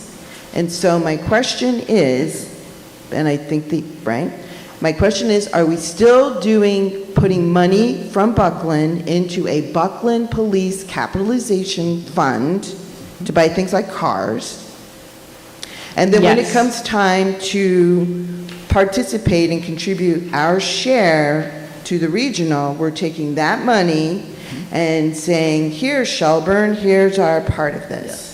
That is what is happening. Yes, and in this article, we are also taking money from free cash. And why are we doing that? There's not enough in stabilization account. Okay, so are we increasing the amount of money that we're putting away in the capitalization thingy? Or is it two separate? Is capital, police capital, an account, and then stabilization is separate? You'll see it on Article 20, police stabilization. So it's the same one. The thing that you're calling the capital fund Is is the actually the stabilization? police stabilization Okay. fund. Yeah. All right.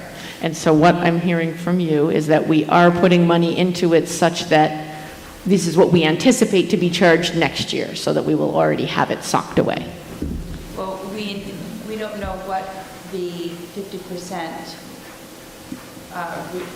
You're not near the mic.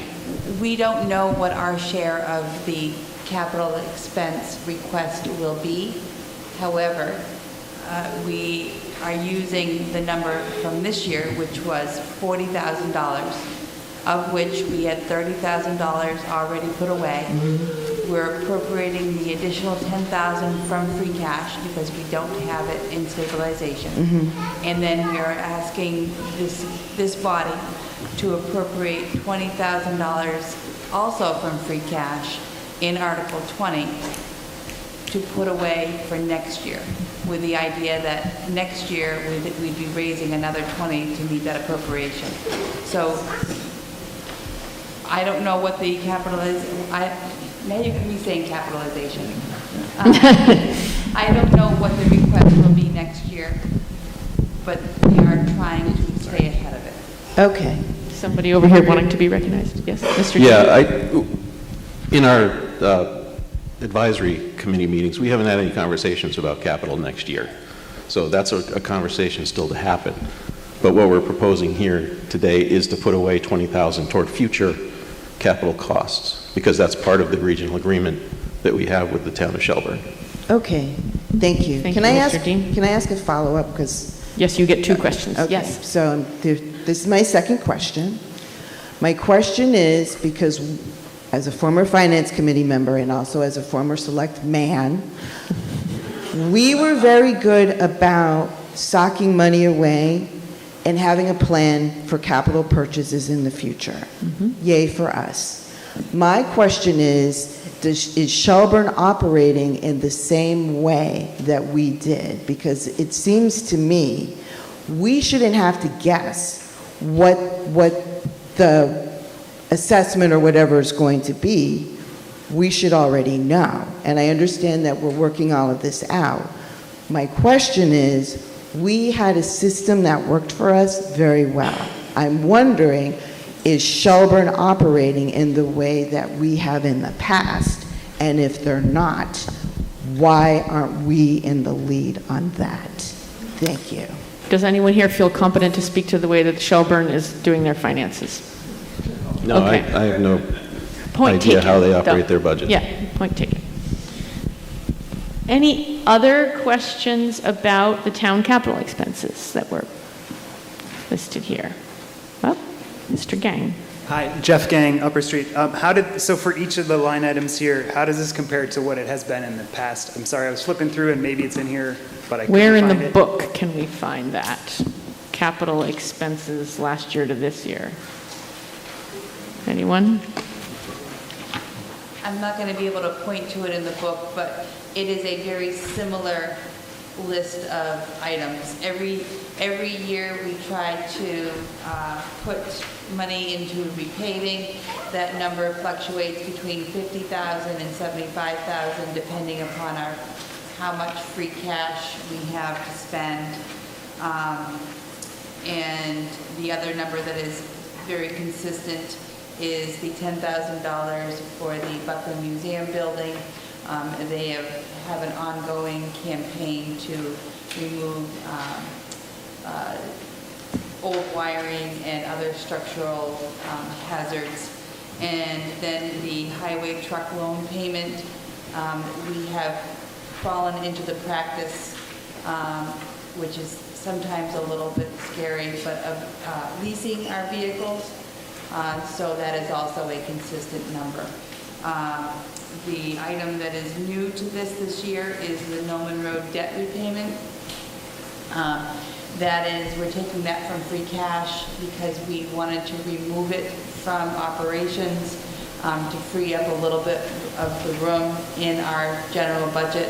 I know it doesn't sound like a lot of money, but this was a very tight budget cycle, and literally every $100 mattered. So since it's normally we would not pay debt or any other reoccurring costs out of free cash, but where this is the last payment, we felt that it was prudent to do it in this case. Longer answer to this is a very typical schedule of capital expenses. Thank you. What is not typical is your next page. Ooh.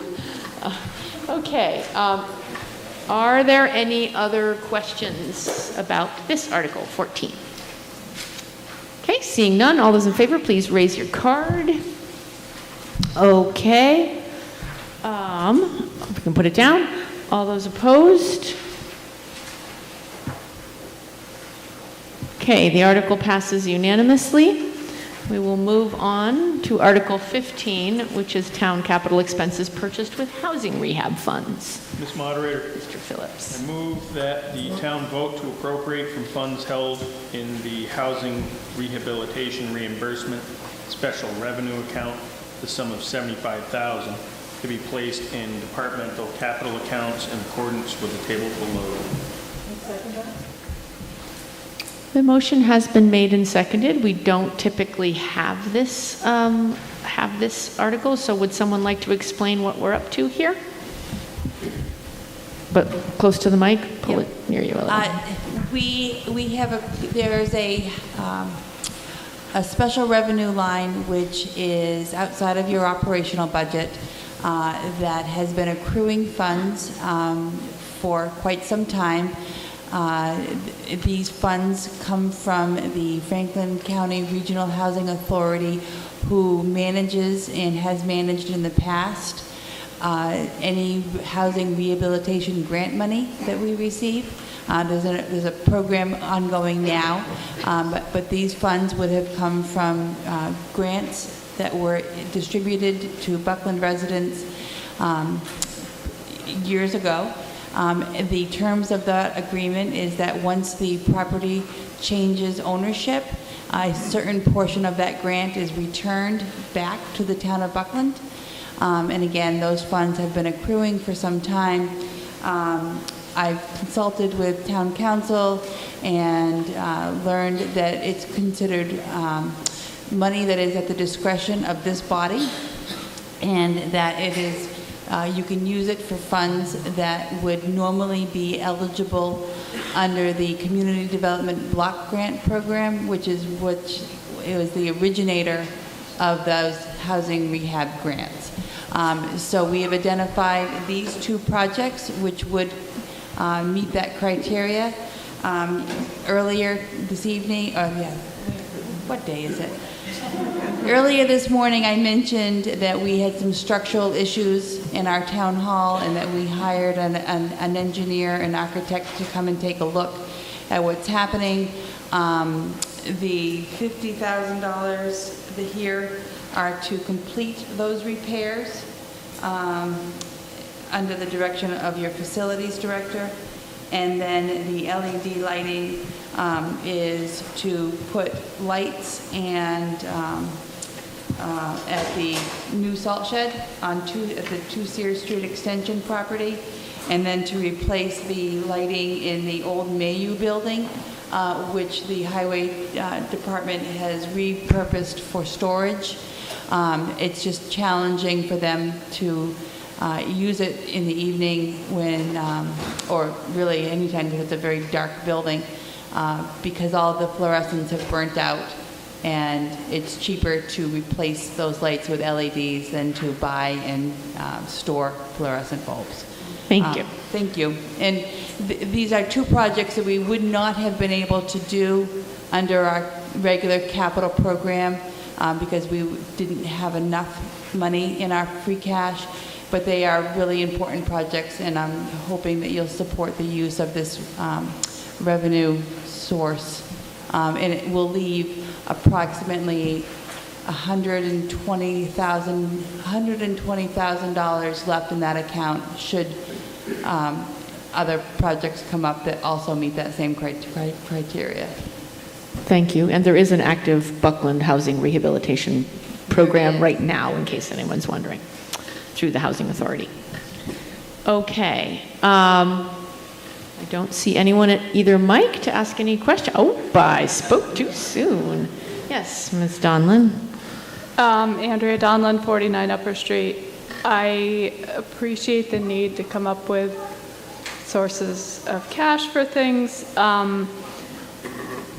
but part of our town does qualify as an environmental justice community because it meets the low income threshold, and I think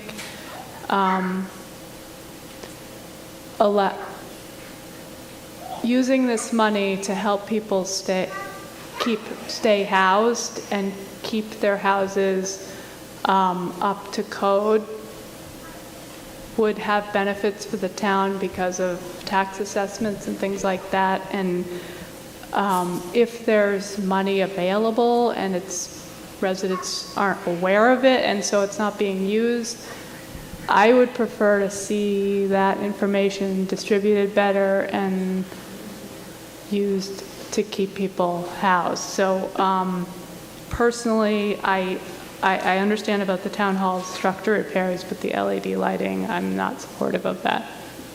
Thank you. Can I respond to that, Phoebe? Well, it wasn't a question, but yes. I just wanted to just point out that we have offered a portion of this money to the current housing rehabilitation program being administered through the Franklin County Housing Authority to offset any projects that they have that may exceed their grant scope.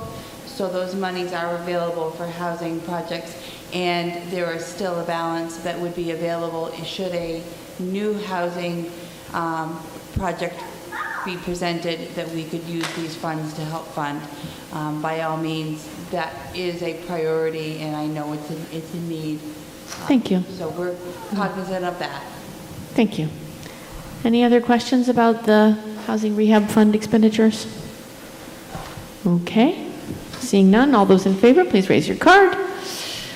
Okay, you can put it down. All those opposed, please raise your card. Okay. The article passes. It is not unanimous. Okay, we did the next two, 16 and 17 in our consent. Article 18 is just always there in case there's a bill from last year we need to pay, but there isn't anything, so there won't be a motion or an action. Nice work, Town Hall. And we move on to an article brought to us by petition. Ms. Bascom. I'm Beth Bascom from Elm Street. Ms. Moderator, I move that the town vote to appropriate from free cash the sum of $12,500 to fund a match the Mass Historical Commission grant awarded to the Buckland Historical Commission for site survey work for Buckland's historic properties, and to meet such appropriation, the amount of money to be placed into general stabilization as shown in Article 20 to be reduced from $29,234 to $16,734. Thank you. Madam Moderator, Yes. Mike McCusker, 32 Upper Street. Yes. I second the motion. Thank you. And you also now would like to speak to it, I gather. You do? Yes. Right on. So, This is, to be clear, there's a lot of always confusion, even with myself. I'll introduce myself sometimes as something to do with the Historical Society. This is not the Historical Society. The Historical Society is a private, nonprofit entity which is all about Buckland and history. This is the Buckland Historic Commission making a request. The Buckland Historic Commission are volunteers who are on a board who volunteer and look after historical concerns in the town of Buckland. We are a town function. By the way, I might add that the Historical Society is the group that has been dealing with the museum, its operations for decades and decades, and also of late, I was very proud to announce, I think this is fair to say, that we're like 99.9% complete with the Wilder Homestead Barn Museum Restoration Project, thanks to so many of you sitting here. Thank you.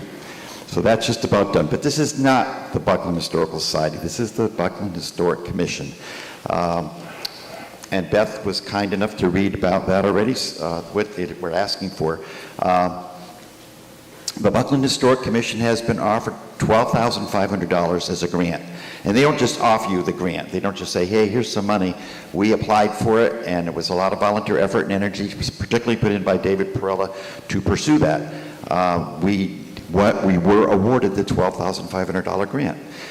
That being said, the town, which is the town commission, needs to have $12,500 to match it. The grant is a survey and planning grant to document historic sites in Buckland for the statewide database that they have, the Cultural Resource Information System. A lot of this work was done back in the 70s, and it was all done by volunteers, and it was hand scratched, and we found it all, and it's really kind of comical. It is nowhere even close to passing muster any longer. So in order for the Historical Commission, the town of Buckland, to pursue anything further in regard to working with the state or the federal government, we need to have this updated. For those of you who have this document in front of you, you see all those little tiny dots in the map, and you can see a whole massive consolidation of them.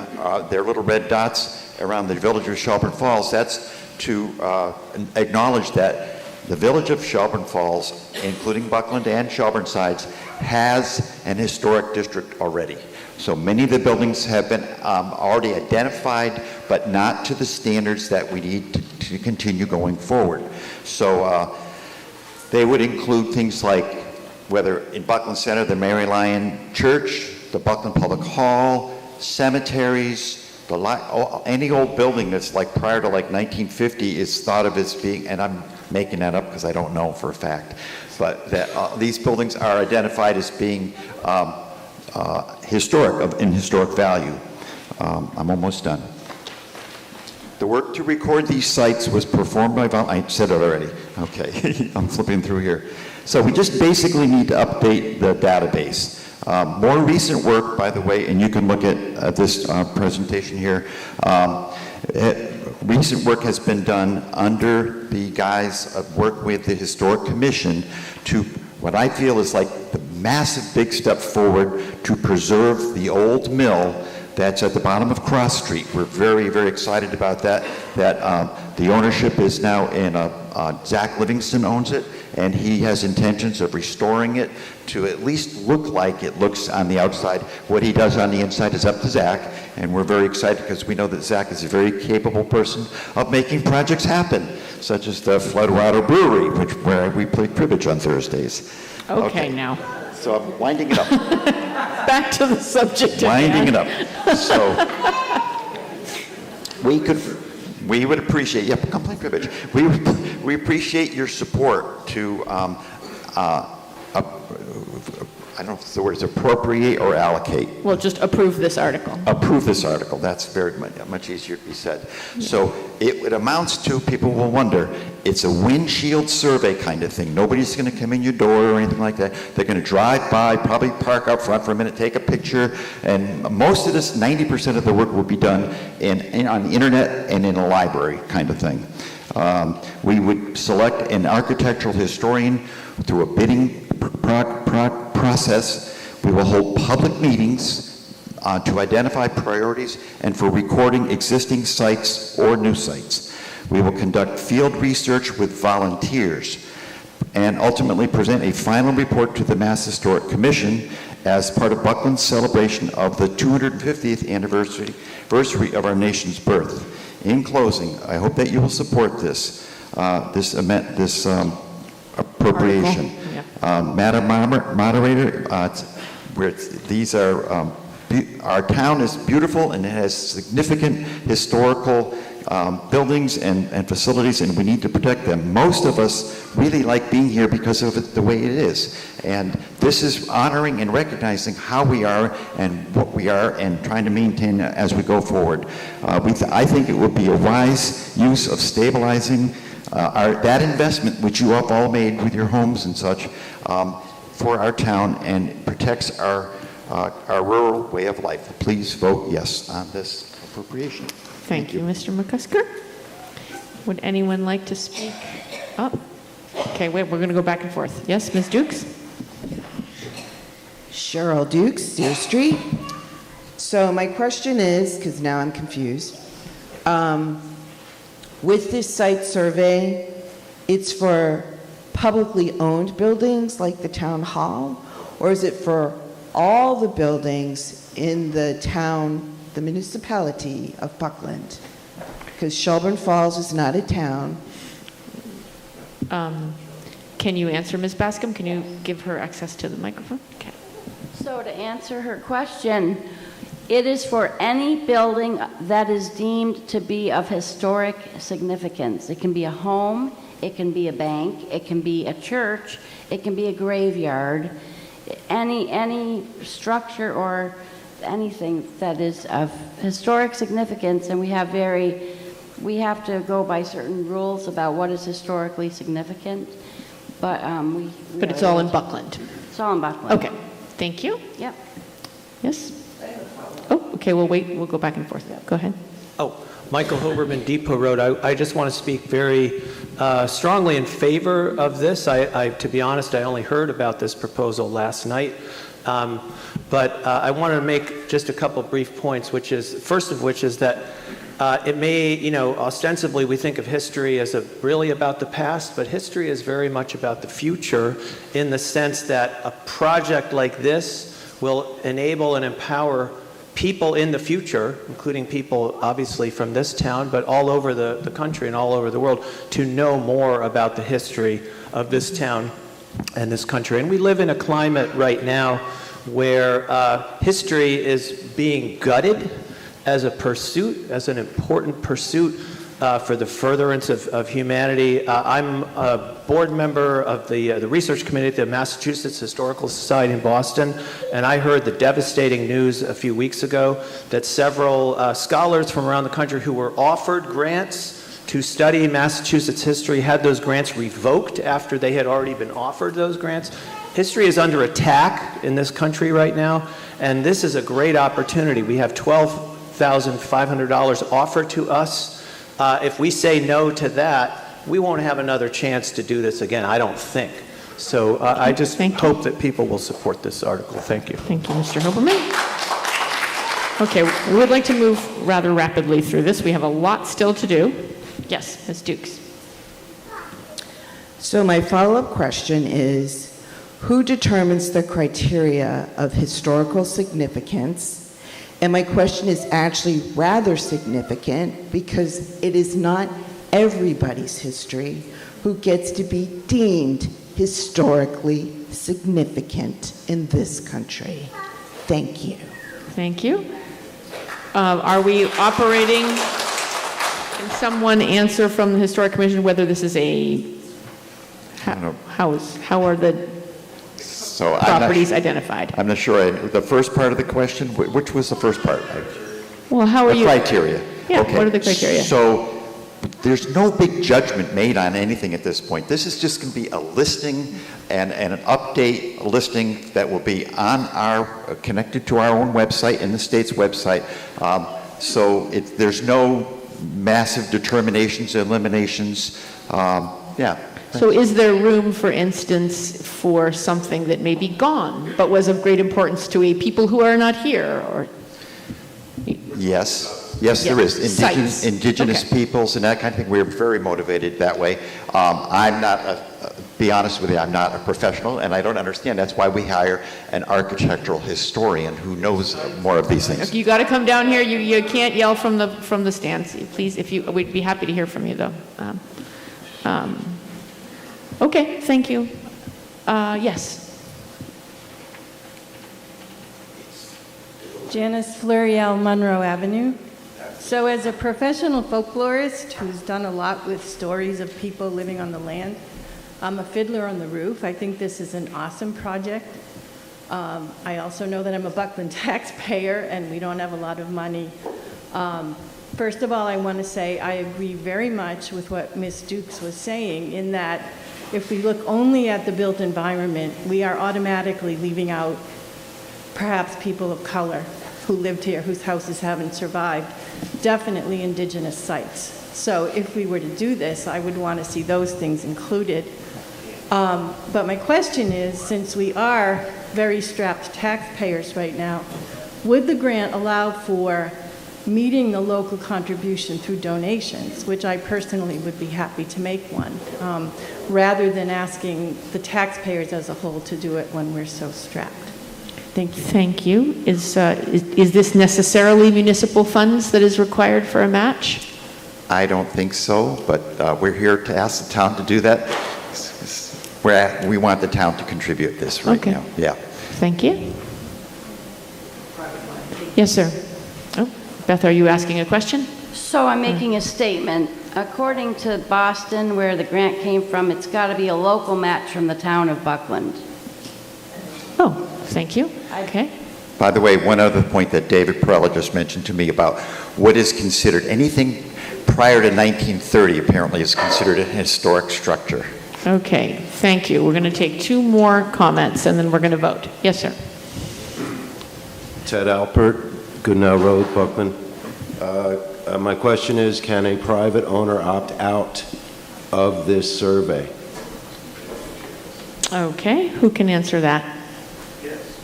Yes, apparently you may. How is that done? Will we be hearing more in the future from the Buckland Historic Commission about the process and how one could opt out if one wanted?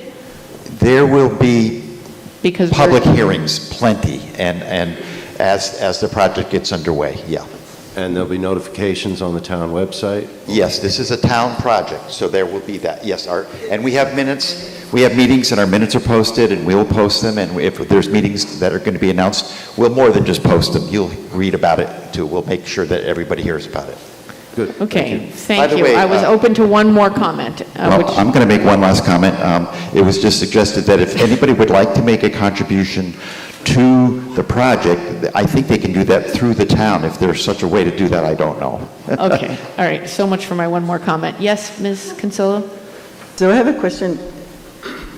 My understanding is that the work, the sightings have already been chosen, and you have a lot of information, and I thought that this was just to put them into the computer system. Are you saying that you're going to look for new sites, or is this just sites that already exist that you know about and they're just going to be digitized?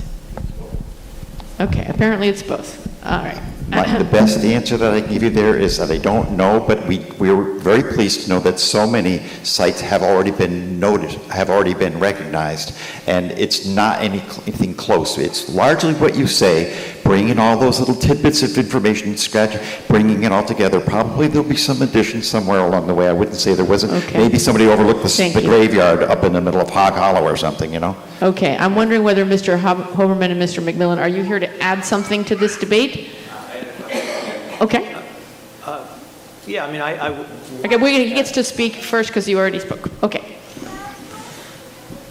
My question is, if the survey goes forward, then it sounds like structures prior to, Dave, I think, said 1930, would be identified and go into this registry.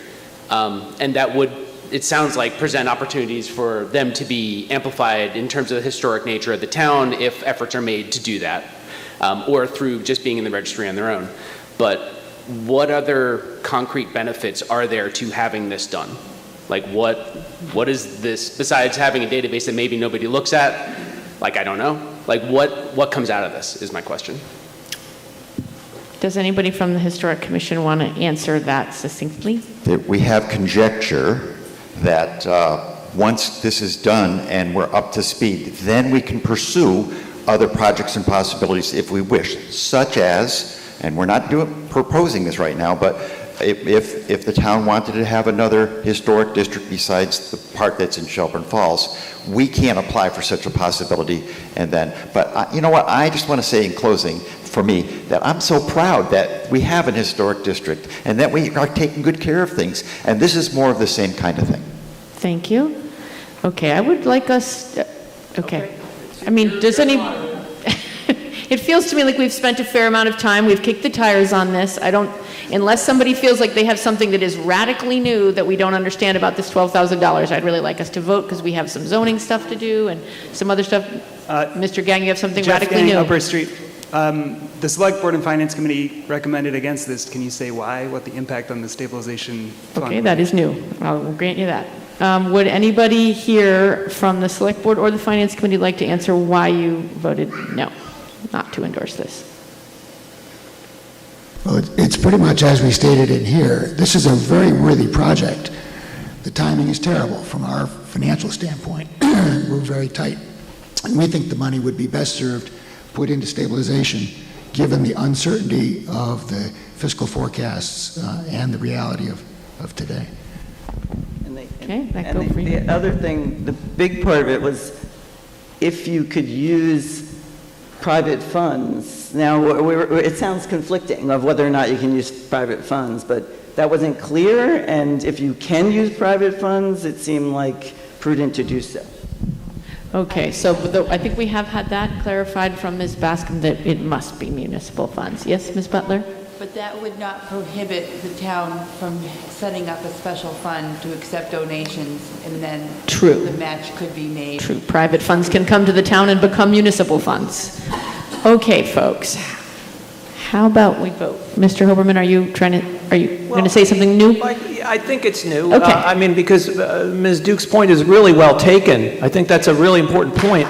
But I think it's also important for us to realize that the reason that we know anything about indigenous sites and places where marginalized populations lived in Massachusetts is because of the work of professional historians. I know a little bit about the profession these days, and the reason history is under attack is because the current administration is opposed to projects like this, which will help us to know better what kind of a diverse history we have in the first place. Yeah. So I don't think that's the point I want to make. Yeah, thanks. Thanks very much. All right, you don't need to go to the library to see Democracy in Action from the Smithsonian. You can do it right here. Okay, we're going to vote on Article 19. I think everybody's had a chance to hear all kinds of different sides and questions answered. So please raise your card if you're in support of the town appropriating the $12,500 from free cash. And you're probably going to have to keep your hand up here for a while. Let's see. Okay, put it down. And now all those opposed. I think we're going to have to count. Opposed people, keep your hands up. And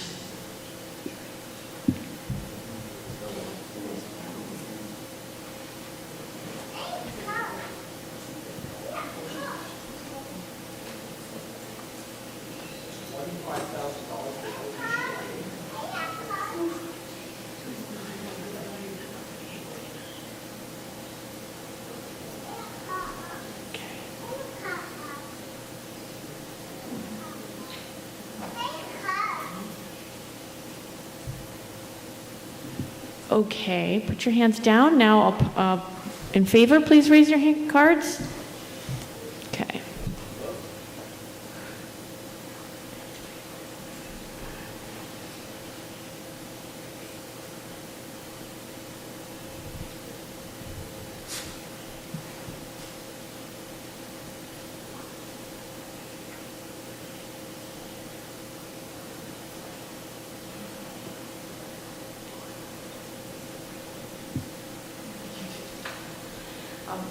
we have it as a tie, which means it fails.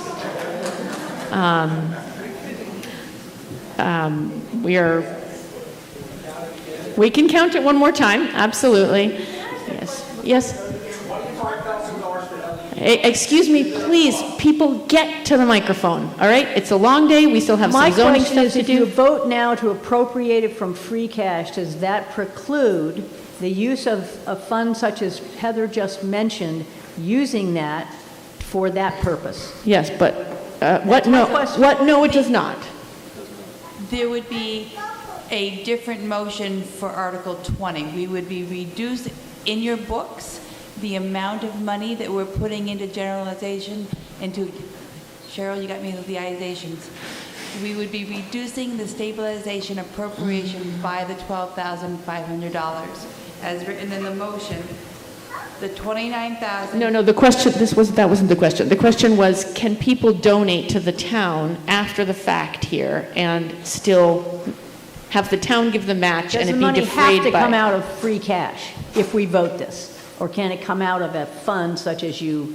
You would have to have an appropriation available now, so yes. The appropriation would be from free cash. Okay, I hear Finance Committee muttering behind me. If it didn't get spent, you could come back to your next town meeting and reappropriate that $12,500 for another purpose. So we could take the money that was donated, say, and put it into free cash, for instance, to make it whole, essentially. Okay. We're in the middle of voting, so I don't think you get to speak right now. Well, I heard you talking about the LED lights, which have already passed, but... I would ask Say who you are again. One person change their vote. If we can find $25,000 to put lights up. Name and street. We can, Christopher Leonard's, 49 Upper Street. If we can find $25,000, which is insane, to put lights up in the DPW building, we can come up with $12,000 to understand the history of Buckland.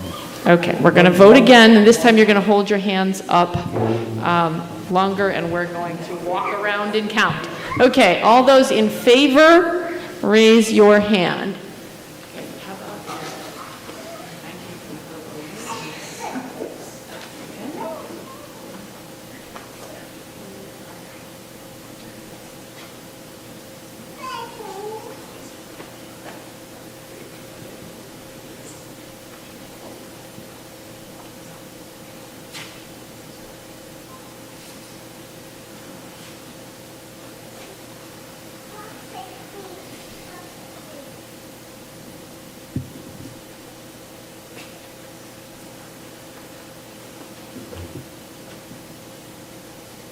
Okay, so that is 39 in favor. Okay, raise your hand for opposed.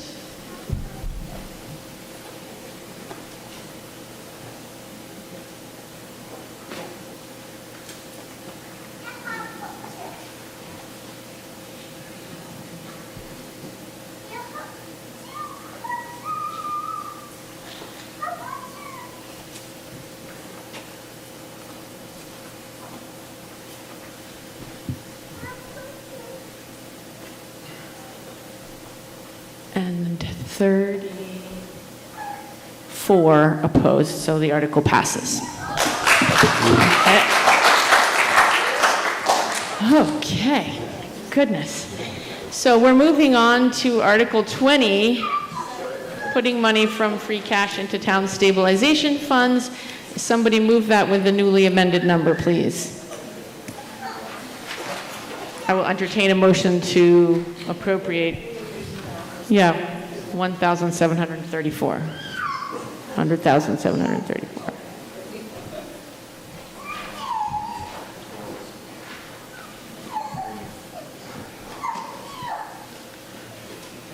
It's 100,734.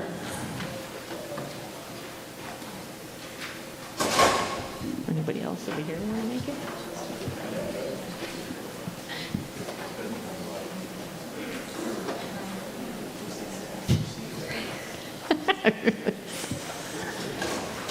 Okay,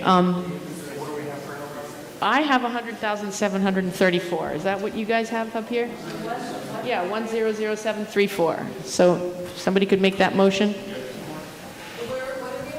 We're on Article 20. So now this article is about putting money from the aforementioned free cash into different stabilization accounts, including, for instance, the police one we talked about earlier, the transfer station one, technology, elections, highway, and general. And why there's this little pause right now is we need to change the number that we're putting into general because we just gave away $12,500 of it in the previous article. So, Ms. Moderator? Yes, Mr. Phillips. I move that the town vote to appropriate from free cash a sum of $100,734 to the town stabilization funds in accordance with the table below. Thank you. Is there a second? Motion has been made and seconded. Any questions about these expenses? Yes. Janice Sorensen, Depot Road. The money that came from the sale of the police station building, that is just sitting, it's not, is it accruing? Were you not here when we answered this question earlier? I didn't hear whether it was accruing. Yeah, it's not spendable until next year. Well, is it generating like a particularly nice interest somewhere so that it's not just sitting under a rock? The Finance Committee want to answer this? Or what? Yes, we have it invested. Yes, it's invested. Whether or not you would consider the interest particularly good or not, I think it's debatable. But Okay, it is invested.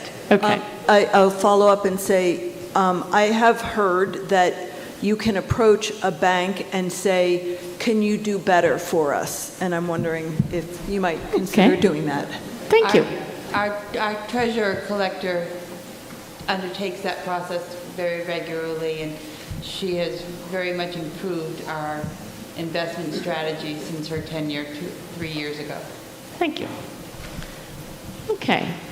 Any other questions about the stabilization appropriation? Okay, hearing none. All those in favor, please raise your card. All right. All those opposed, please raise your card. Oh, did somebody opposed and put their hand down again quickly? No. Okay, the article passes unanimously. Okay, next up we have 3 changes to our town bylaws that have come out of a multi-year-long bylaw committee review of all of them in preparation for putting them all online in one sort of easy way to find and search. The select board is moving these articles. The bylaw review committee included Dina Wilmore, myself, Alicia, and Karen Blum. We welcome additional members should anyone wish to join us. Ms. Moderator? Yes, sir, Mr. I move Phillips. that the town vote to amend the Town of Buckland General Bylaw, Chapter 2, date of meetings, Section 3 and Section 5, as printed in the warrant. Okay, motion was made and seconded. We brought this one because after last year's town meeting, numerous of you came up to me and asked me if we could please move this back to nighttime. You, of course, are here today, so apparently this is not a problem for you, but that's why this is being proposed. Yes, sir, Mr. Leonards. Christopher Leonards, 49 Upper Street. I would support you voting to move this back to Tuesday. Over the years, we voted on this. I'm going to see if I can raise this. You can just pull it out. Yeah. Several times over the years, we voted to move the town meeting from weeknights to weekends. And it was voted down. This was then voted as a special meeting during the pandemic to move it to Saturday, which seemed a little sneaky, and it passed. I have not been. I know a number of people who have not come. I would not be here today. It's May. I have 7 acres. I have gardens. I have a million other places and things I'd rather be doing than being here on a beautiful Saturday. So I hope we can vote to move this back to a weeknight. And then thank you. I know I'll come. Thank you. That will be refreshing. Well, for some maybe, but not for others. But anyway, thank you. Yeah, thank you. And just want to say to the sneaky allegation that it's hard to do an outdoor town meeting at night. So, which is what we were doing. No, and I understood that, but once we stopped the pandemic, Right. then it should have moved back to the weeknight, which it And didn't. that's what we're doing. I Yeah. hope we can support that. Thank you, sir. Dina Wilmore, Charmont Road. Maybe we're moving it back. That's why we're here. I'm in support of leaving it on Saturday, particularly having it on a weeknight makes it extremely difficult for young families who have children on a school night to find care for these children, because you can't bring them to town meeting when it starts at 6 or 7. Well, you're welcome to. Yes, but as you know, town meeting usually goes beyond 2 hours. And it basically disenfranchises at least one member of a young family couple from attending town meeting. Okay. During the day, you can bring the kids, as we've seen, and it's not as much of an issue. But I am concerned about those that work long hours and then coming here and spending more hours during the weekday. Yes, it's Saturday. Yes, it's beautiful, sometimes early May, but it has the opportunity of more people attending than you would in the evening. My personal opinion. Thank you. Thank you. Oh, wait. No, but you can go back and forth, very short. The numbers are down. There are less people coming on Saturday on average than came during the weeknights. Thank you. That argument doesn't hold. I believe you're right about that. Hi, Yes, sir. James Lombino, Cemetery Road. So I can see this both ways.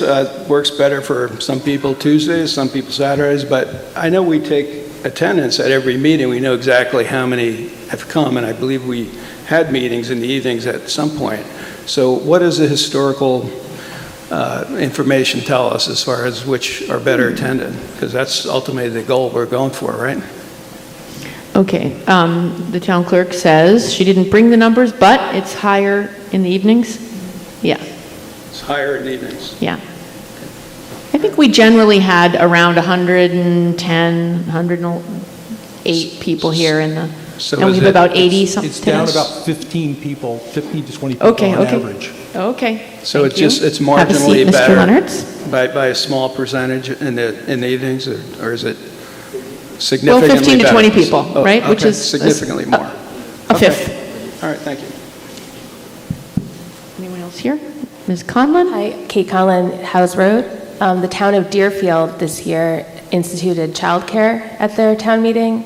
And I think if you're looking for greater attendance, that would be something the town should seriously consider, whether it's at the night or on a Saturday. Thank you. I don't know. I don't know when Deerfield does their meeting. Thank you.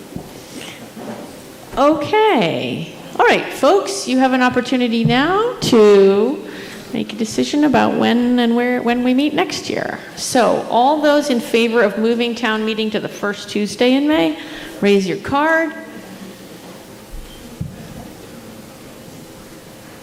Okay, all those opposed?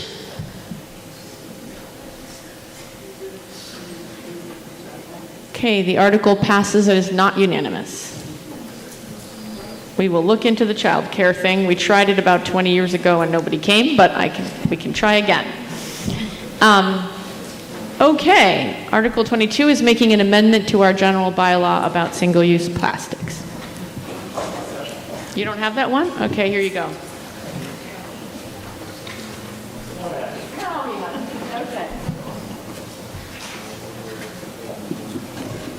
Okay. Ms. Moderator. Yes, Mr. Phillips. Move that the town vote to amend the Town of Buckland General Bylaw, Chapter... Just say as printed in the warrant. It's okay. Section 4, exemptions and alternatives as printed in the warrant. Okay, the motion has been made and seconded, and the purpose of this change is to remove the exemption for public schools and nonprofits that don't have a liquor or victualer's license. So to make the plastic bylaw apply to everyone. Yes, Ms. Conlon? As a member of the Board of Health voted to support an amendment to this bylaw change. and I'll read it exactly how we voted for it. The Board of Health is supportive of this bylaw, but with modification that it is not enforced until the 2026-2027 school year in order to accommodate the school's budget season. Okay, so bring me the amendment. And so now what happens when you have an amendment is we'll vote on the amendment and then we'll vote on the resulting bylaw change, okay? So, yes, thank you. Good point. Are you seconding it, Mr. McCusker? Okay, thank you so much. Yes, we were going to remember that in a second. Okay, so essentially the revised amendment is the thing that you see in your, what it says right here in your thing, but it would say beginning with the 2026-2027 school year. So there would be an additional little sentence at the end. Okay? Please now rise if you wish to speak against or for adding this amendment, okay? This changed language. We're all still going to get to vote on whether we do the thing or not, but you need to rise now if you want to speak against or in favor of delaying it by a year. Yes, sir, Mr. McMillan. Scott McMillan, Charlemont Road. I don't know what the plastic law is. If someone could just kind of summarize that so that I understand what we're amending, I would appreciate it. The single-use plastic bylaw forbids the use of single-use plastics. I mean, that sounds like I'm being snarky, but it means you can't use plastic. You can't hand out plastic forks at a business in this town. You can't hand out plastic cups in it. So that's what it means. And right now, the school is using plastic silverware, little cups. Okay. Oh, Ms. Dukes. Cheryl Dukes, Sears Street. I just had a question about procedure. So I know that we're speaking to whether to add the amendment or not. When do we get to ask questions about what this is? About, like if you, so I have. Feel free. Feel free? Well, I mean, are you asking? So before, normally when something's up, there's a period to ask questions. Right. But we didn't get to that because there was an amendment. Correct. And so now we're debating the amendment. Now you're doing the amendment, so when do we get to ask? So if the amendment doesn't pass, then we get to ask questions? Even if the amendment passes, we will still be asking questions. Right now, we're only deciding, our next vote is whether to allow. Right, I get that. I just wanted to be clear on asking questions. Yes, thank you. I think that's very important with amendments. It gets confusing. I have a question about the amendment. Yes. Will this timeline, you say for the school year, does it apply only to the schools or will it apply to everything? As currently offered, and I at this point am not super interested in another revision to this amendment, it would apply to everyone, everything. So it already applies to everything in town except a nonprofit that doesn't have a liquor or victualer's license, like say the Historic Society, and public schools. So none of those people would have to comply with the change until next fall if we approve this amendment. No. Yeah, next fall, right, sorry. Well, calendar, school year. School year is what's... Okay, the amendment for now is that the entire provisions of this change, meaning the removal of the exemptions for nonprofits and schools, would go into effect August 15th or whenever the school year begins in 2026. So a year and 3 months from now or so. Okay, so we're going to vote on whether to add this exemption or not next. So please let us know how you think we should vote. No, not ready yet. Okay. All right. Is anyone wish to speak for or against delaying the implementation of this for a year? Okay. All right. So now we're going to vote. What you're voting on is this overarching thing we're talking about is making the single-use plastics bylaw apply exactly the same to every entity in town. Okay, that's not what we're voting right now. What we're voting is whether to delay the enforcement of that by a year and a couple months. Okay, everybody's clear on what we're doing? Oh, yes, you do have a question, Ms. Donlan? Quick comment, Andrea Donlan, 49 Upper Street. I'm not hearing this request from the school, so I'm going to vote against it. Okay, thank you. Well, that got them out of their chairs. Okay. Yes, Mr. Henry. David Henry, Ashfield Street. I met with the Board of Health. The school is in full support of this, but because they became aware of the exemption being lifted after their budget season had concluded, they don't have the $30,000 or whatever to spend on buying the stuff to replace the plastic. They may also need to hire a lunchroom monitor, buy some additional magnetic bins or whatever. So they've costed it out and are ready to implement it for the next budget season. They just didn't budget for it this season because it came out late. So that's why the school went to the Board of Health. The Board of Health was supportive. So that's where the school's coming from. Thank you. Yeah. Yes, Ms. Conlon?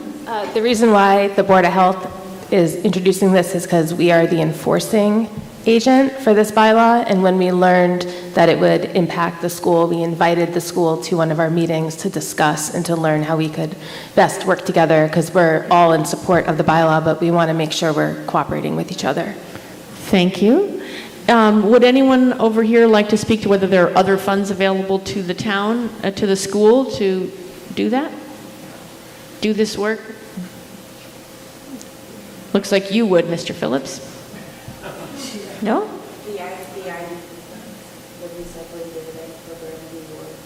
Can you go and stand by that microphone if you want? Hi. The town receives a limited, probably $5,000 a year from Mass DEP. These funds are called the Recycling Dividend Program funds, and the town has offered to assist the school district with an offset from those funds. That's what those funds are meant, the purpose of those funds. So whether you vote the one-year delay or decide not to, those funds would still be available. And I don't know what the current appropriation is for this actual plastic silverware, whether or not that could be reappropriated for non-plastic silverware. Thank you. Yeah. Okay, I think you have all the information you need to make up your minds. So you are now going to raise your hand with your card in it if the thing you want us to vote on next is going to be delayed for a year, okay? Till the beginning of the 2026-2027 school year. So raise your hand if you're in support of the amendment. We are not voting on the other thing yet. Okay, put it down. Raise your hand if you're opposed to the amendment. Okay, put it down. The amendment is adopted, not unanimously.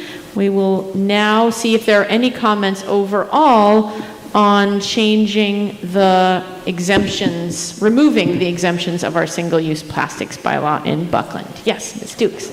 Cheryl Dukes, Sear Street. So my question is, would this apply to since these are Buckland bylaws, whether the bylaw applies to the schools in the town of Buckland? Yes. Because the school is a regional school district that is its own municipality. So I'm just wondering how that works. It will apply to everything in this town. Yeah. Okay. Any other questions or comments? Janice Sorensen, Depot Road. How about composting plastics and things like that? Is that incorporated? That would meet the requirements. That would, yeah. Mm-hmm. Okay. All right, folks, let's vote. All right, raise your card if you are in favor of these amendments to the single-use plastics bylaw. Okay, put them down. Raise your card if you're opposed. Okay. The article passes. It is not unanimous. All right. We are moving on to something that should be quick because is just bringing our bylaws into accordance with state law. We don't really have any choice. Ms. Moderator? Yes. I move that the town vote to amend the Town of Buckland General Bylaw, Chapter 11, kennel licensing as printed in the warrant. Is there a second from the select board? Thank you, sir. Correct me if I'm wrong, but we can't have this kind of license anymore under the state law, and so we would like to strike it from our bylaws. I'm assuming you don't have questions about that because we don't have a choice. Okay. All those in favor, please raise your card. Okie dokie. All those opposed?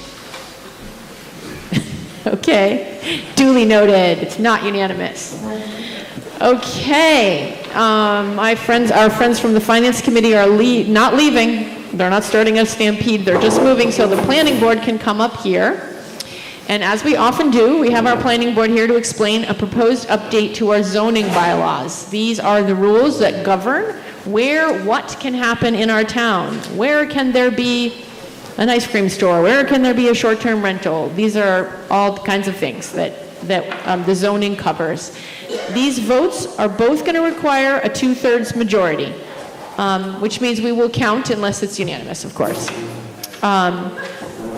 I would like someone from the planning board to move Article 24 right now. Okay. Can one of you just grab that microphone that's standing right there and move it so we can, and the rest of you come on in here and sit down? Madam Moderator. Thank you. Yes, sir. Mr. Gould. I move that the town vote to amend the zoning bylaws of the town of Buckland as written in the warrant. Thank you. Is there a second? From the planning board, maybe? Second. Thank you. Wonderful. Okay.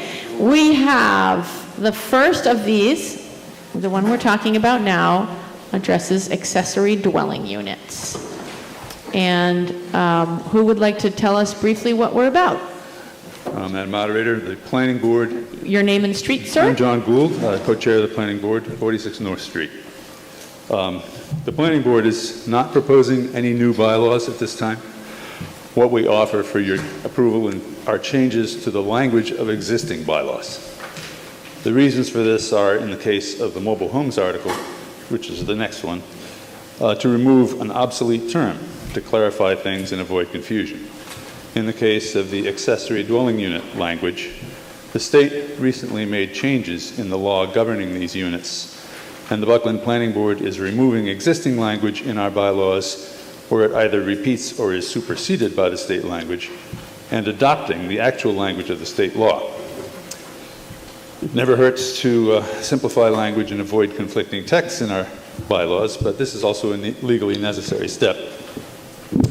The Planning Board held a public hearing on April 9th to discuss these proposals with Buckland citizens, and as always, the Town Council has reviewed and approved the proposed changes, and the Planning Board recommends them for your approval. I'll now have Andrea explain Article 24 for you.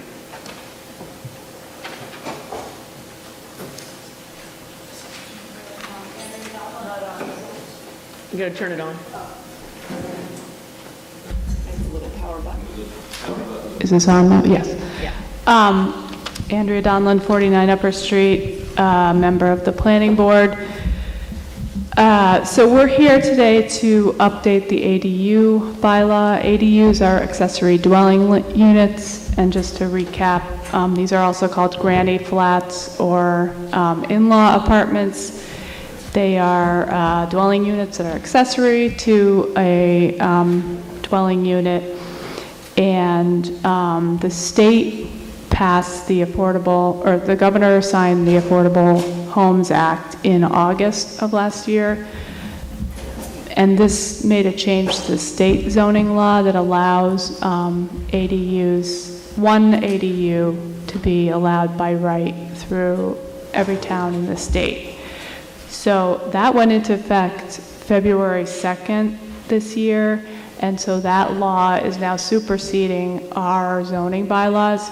So we're trying to make our zoning bylaw match or comply with the new state law. There's also a new regulation that was also came out at the end of January. So we as a board and as a town have to allow one accessory dwelling unit in any zoning district that allows a single family home, and currently all of our zoning districts allow that. Under the new regulations, we cannot require owner occupancy of the ADU or the principal dwelling. Ours currently does require that, so we have to amend it. We can't require a special permit for an ADU, and ours does currently require a special permit for a detached ADU. We can't require more than one parking space or any parking space within half mile of a bus stop. Ours has parking requirements that we have to amend. And towns can regulate ADUs for use of short-term rentals. We are not proposing any changes because last year at town meeting, we passed a comprehensive bylaw about short-term rentals. So that would come into play with ADUs and is still in effect. The only place where we're varying from state law regulations and we're making it more permissive is that the state definition lists that the maximum size of an ADU is 900 square feet or half the gross floor area of the primary dwelling, whichever is smaller. When we made our ADU changes in 2021, we decided to strike that. Thank you, Piali. You on the floor of the town meeting outside in the parking lot. We decided not to have the max size of the ADU dependent on the size of the primary dwelling. So we're going to retain that, and we're allowed to because it's more permissive. The other thing we're opting to do is that we're proposing to allow more than one ADU on a lot by special permit, so that somebody who would like to put a second or more ADUs on a lot would have to go to the Zoning Board of Appeals. There'd be a hearing with the abutters notified, and they could turn that down. This, we thought, is consistent with our existing bylaws, which allows a multifamily dwelling by special permit in all zoning districts except the industrial district. I'm not going to go through the whole amendment page, which starts on page 38 of our packet here, but I just want to orient you to the three sections that we're proposing changes to. One is our zoning bylaws, which are online on the town website under the planning board page. It starts off with a whole bunch of definitions, and we're amending the definition and adding one new term. The second piece is this table of use regulations, which we call the use table. This is a big table, and we haven't printed the whole thing. It includes a list of all sorts of uses: residential, commercial, agriculture, industrial uses in town. The Y means yes, allowed by right. Somebody doesn't have to come to any board to get approval. They would have to get a building permit and whatnot, but a N means no, can't do it in that district, and an SP means special permit through the zoning board. The column headers, if you're not looking at these zoning bylaws all the time, you might not know what these mean. These are our 6 zoning districts in town. VC means Village Commercial. It's in the Shelburne Falls area, part of State Street. Village Residential is the part of town that has water and sewer. This is Shelburne Falls. Rural Residential is pretty much the rest of the town. Commercial are a few spots along 112 that are not currently commercial. Industrial is a teeny piece of Creamery Road, and historic industrial is the Lamson and Goodnow Mill and surrounding area. Then the third part of this is section 4.4 of our, which describes more criteria for ADUs. We are proposing to get rid of a bunch of it because it no longer complies with the state regs. And we're adding a few things to clarify. So that's it in a nutshell. Thank you very much. Always good to be in compliance. Are there any questions about the changes the planning board is proposing for our accessory dwelling unit? Yes. Hi, Paula Consola, Cemetery Road. I just have a question on page 39, number 4. Says protect, it's listing reasons for this, and it says protect stability, property values, and single-family residential character of a neighborhood by ensuring accessory apartments are created only in owner-occupied houses. Is that true? Good point. We need to strike the language because we're not allowed to do owner-occupied.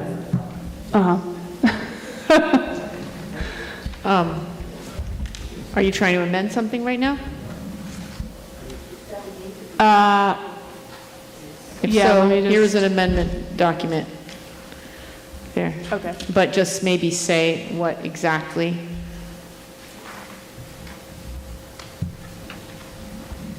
Okay. Does anyone else have, well, I want you guys to talk amongst yourselves and see if you want to propose an amendment. Okay. Meanwhile, the questions, other questions or comments about the changes overall? I guess I'm confused about, we are not allowed to ask for owner-occupied anymore, and so that opens the way to, say, an out-of-town developer who has multiple houses with multiple ADUs. Yes, that's right. Fine. Okay. That's the new state law. Okay. We can't do anything about that at this point. But I will say that Harvard has a school of like housing studies, and they looked at, I think Oregon made a change like this, and it still tended to be that ADUs was used for like multi-generational living on the property. Good. Okay, so I don't see anyone else with any questions about changing this, so if you want to change what you're changing, you need to sort of quickly propose an amendment. And if someone goes to the bake sale and brings me something, I'd be so grateful. Okay. Anything. The amendment is to delete number 4. Okay, what, number 4, and 4-4. Okay, so it would read as strike. We're in the section. Strikeout of number 4, move 5 to number 4. Okay, so we're striking the words protect stability, property values, and the single-family residential character of a neighborhood by ensuring accessory apartments are created only in owner-occupied houses.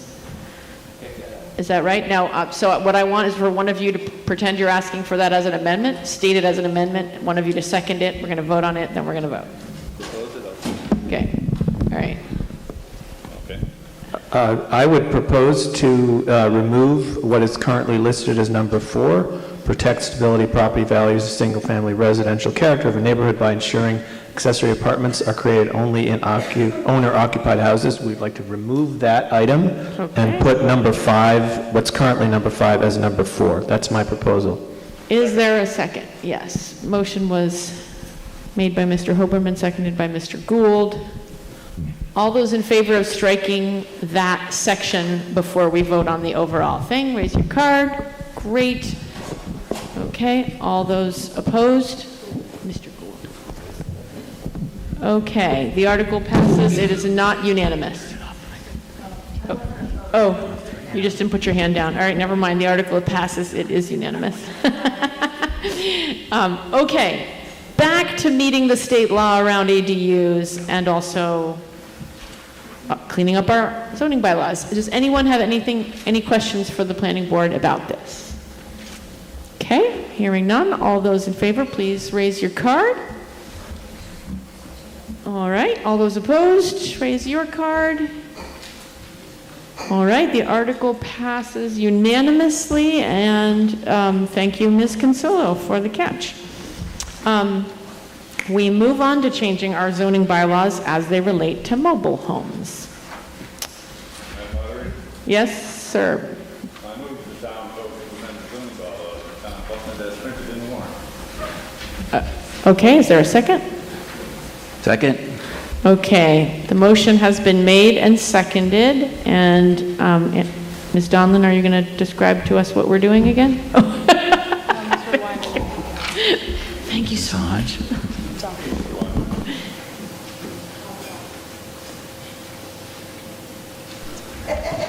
John Wyman, North Street. The proposed zoning changes related to mobile homes has to do with a memorandum that we got from the building inspector and zoning enforcement officer at FERCOG. And it has to do with definitions and clarification. Mobile homes are not mobile and are now called manufactured homes. So we are deleting the outdated definition of mobile home, and we are deleting the never used definition of modular home. We use the term manufactured home, and which is a more affordable form of housing than site-built homes, and it's going to be treated like any other single-family dwelling unit. We are also clarifying that trailers and campers can be used for temporary housing, and trailer parks will continue to not be allowed in Buckland. If a group of housing was to be done, of manufactured housing was to be done, it would be treated as a subdivision.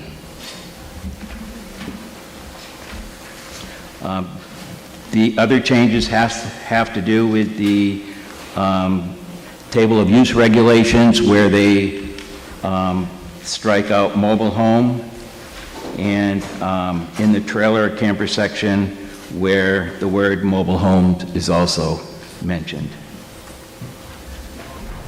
Okay. Any questions about the changes to the way this is called? As we understand it right now, the only change is the definition. You're not changing anything else. Correct. True? Okay. You're getting rid of it altogether. Right. Okay. Any other questions about this? Is the article improperly titled? Sort of doesn't matter anymore, but no, I mean, the article is minimally titled.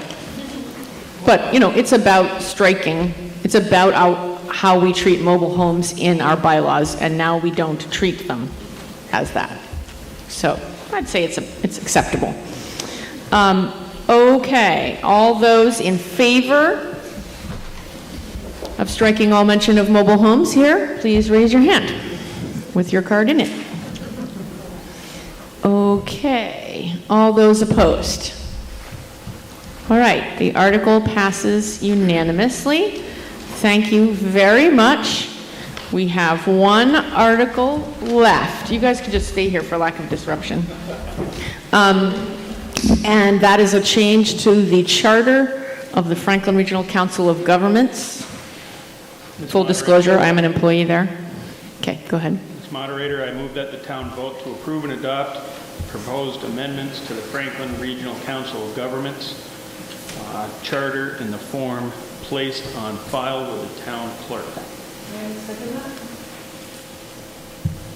Motion has been made and seconded. You have a couple handouts in front of you that include the revised charter and a fact sheet. Mr. Dean, if you wish to speak. I realize I'm standing in the way of everyone going home and getting some lunch, so, but full disclosure, I also work at the Franklin Regional Council of Governments, so I am here as Bob Dean from Elm Street to speak to you a little bit about why this is coming forward this morning. So the Franklin Regional Council of Governments was formed in 1997, and I'm not going to give you a synopsis of every year since then, but we have been operating for 28 years with a charter that was approved by all of the towns in Franklin County at that time.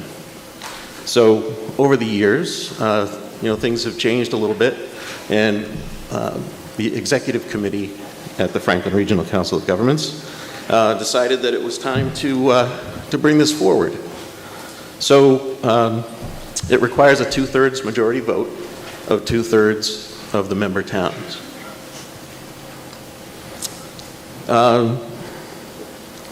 So the proposed amendments were drafted by a committee. It included FERCOG council members, a member of the Franklin Regional Planning Board, representatives that were part of the original crafting of the FERCOG charter, and the FERCOG leadership staff. It was voted on by the entire council, so every single town has had an opportunity to weigh in on this, and they approved it, and the executive committee approved bringing this forward. So it eliminates a lot of references to that initial transition from the county government to the Council of Governments, cleans up a few typos and some incorrect legislative references. We, the COG, will no longer be the arbiter of unresolved dog hearings. It would allow for the expansion of municipal representation on the FERCOG Council from not just a select board member, but it could be another municipal official or a finance official.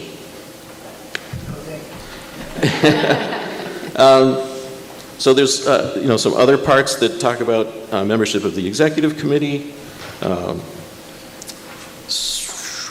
clarifications of how towns outside of Franklin County could become members, and clarification about how members could leave the FERCOG.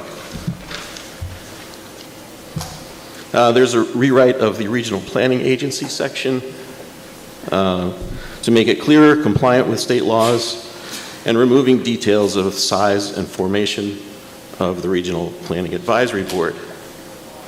It would also offer a reduction to the voting threshold from the 2/3 majority that is required today to a simple majority if any future changes were offered.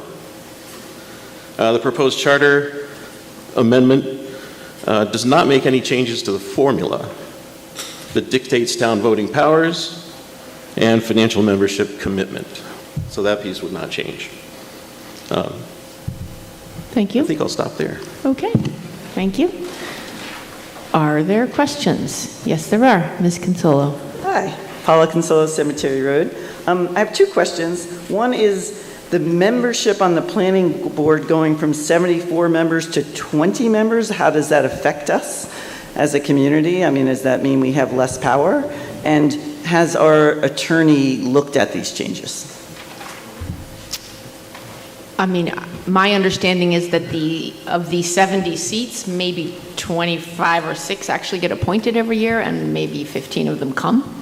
So it is just making it a lot fewer people who have to get appointed. And How does that pick up? Oh. The Regional Planning Board is just an advisory board. It has no official powers. Your town planning board has more power than the Regional Planning Advisory Board. So it really wouldn't, I don't think, impact, the power of Buckland in this case. So we have one person on that planning board? Right now, How many people are we allowed and how many will we be allowed? well, right now there's an appointee that could be appointed by the planning board and an appointee that could be appointed by the select board. So that will be eliminated, and there will be, I think, 20 appointees that could be, they could be members of our planning board. Anybody? So, but it's advisory to the FERCog Council and advisory to the Executive Committee. So the work that the Regional Planning Advisory Board does comes back to the council, and we have a council rep. You won't lose any We can't hear you, Paula, so if you want to keep... And is Yeah, she in line yeah. for questions? Yes. Yes, you're good now. Okay. Okay. Okay. Good. If you have more questions, stand by the microphone, please. Okay. Yes, go ahead. Okay, but people can't hear you if you're sitting down and facing us. So, has our town council reviewed it? Do you know? Has the town council reviewed these changes? Our town council has not, but the FERCog council has, and I did not think to inquire of our town council to check another town council's work. So no. So no. Okay. Okay, thank you. Ms. Dukes. Cheryl Dukes, Sear Street, Queen of Questions. So my question is, what happens if we vote this down? Mr. Dean? Well, to approve the changes, it requires 2/3 of the 26 member communities to approve it. So it wouldn't necessarily be dead if this town voted it down. So that's the case. Okay, so I have a follow-up to that. Okay. So my follow-up is, because the town of Buckland is voting to approve the charter changes. It hasn't been reviewed by town council. So I'm just wondering what it is exactly we're voting for, having not seen the changes. Well, the changes have... There were handouts No, up no, front I that includes understand the that, red line version. right? So I'm going to change my, change my question because yes. So if 2/3 of the towns vote this down, then what happens? Or if you don't get your 2/3 approval, then what happens? That's Then my question. The FERCog would continue to operate with the current charter. Ms. Moderator? Yes. Can I change my answer? Yes? Town council would have seen these articles when I sent town council the entire warrant. I didn't, sorry, caught me off guard. I didn't send town council the specific items independently to have him review the charter changes recommended. But when he reviewed the entire warrant, he would have seen and reviewed the changes and didn't come back with any concerns or questions. But Thank you. Right, you didn't, it wasn't a separate nuance, thing. But Okay. yeah. Yeah, okay, thank you. Okay. Other questions? Okay. All those in favor of the amendments to the FERCog charter, please raise your card. Okay. All those opposed? Okay, the article passes. It is not unanimous.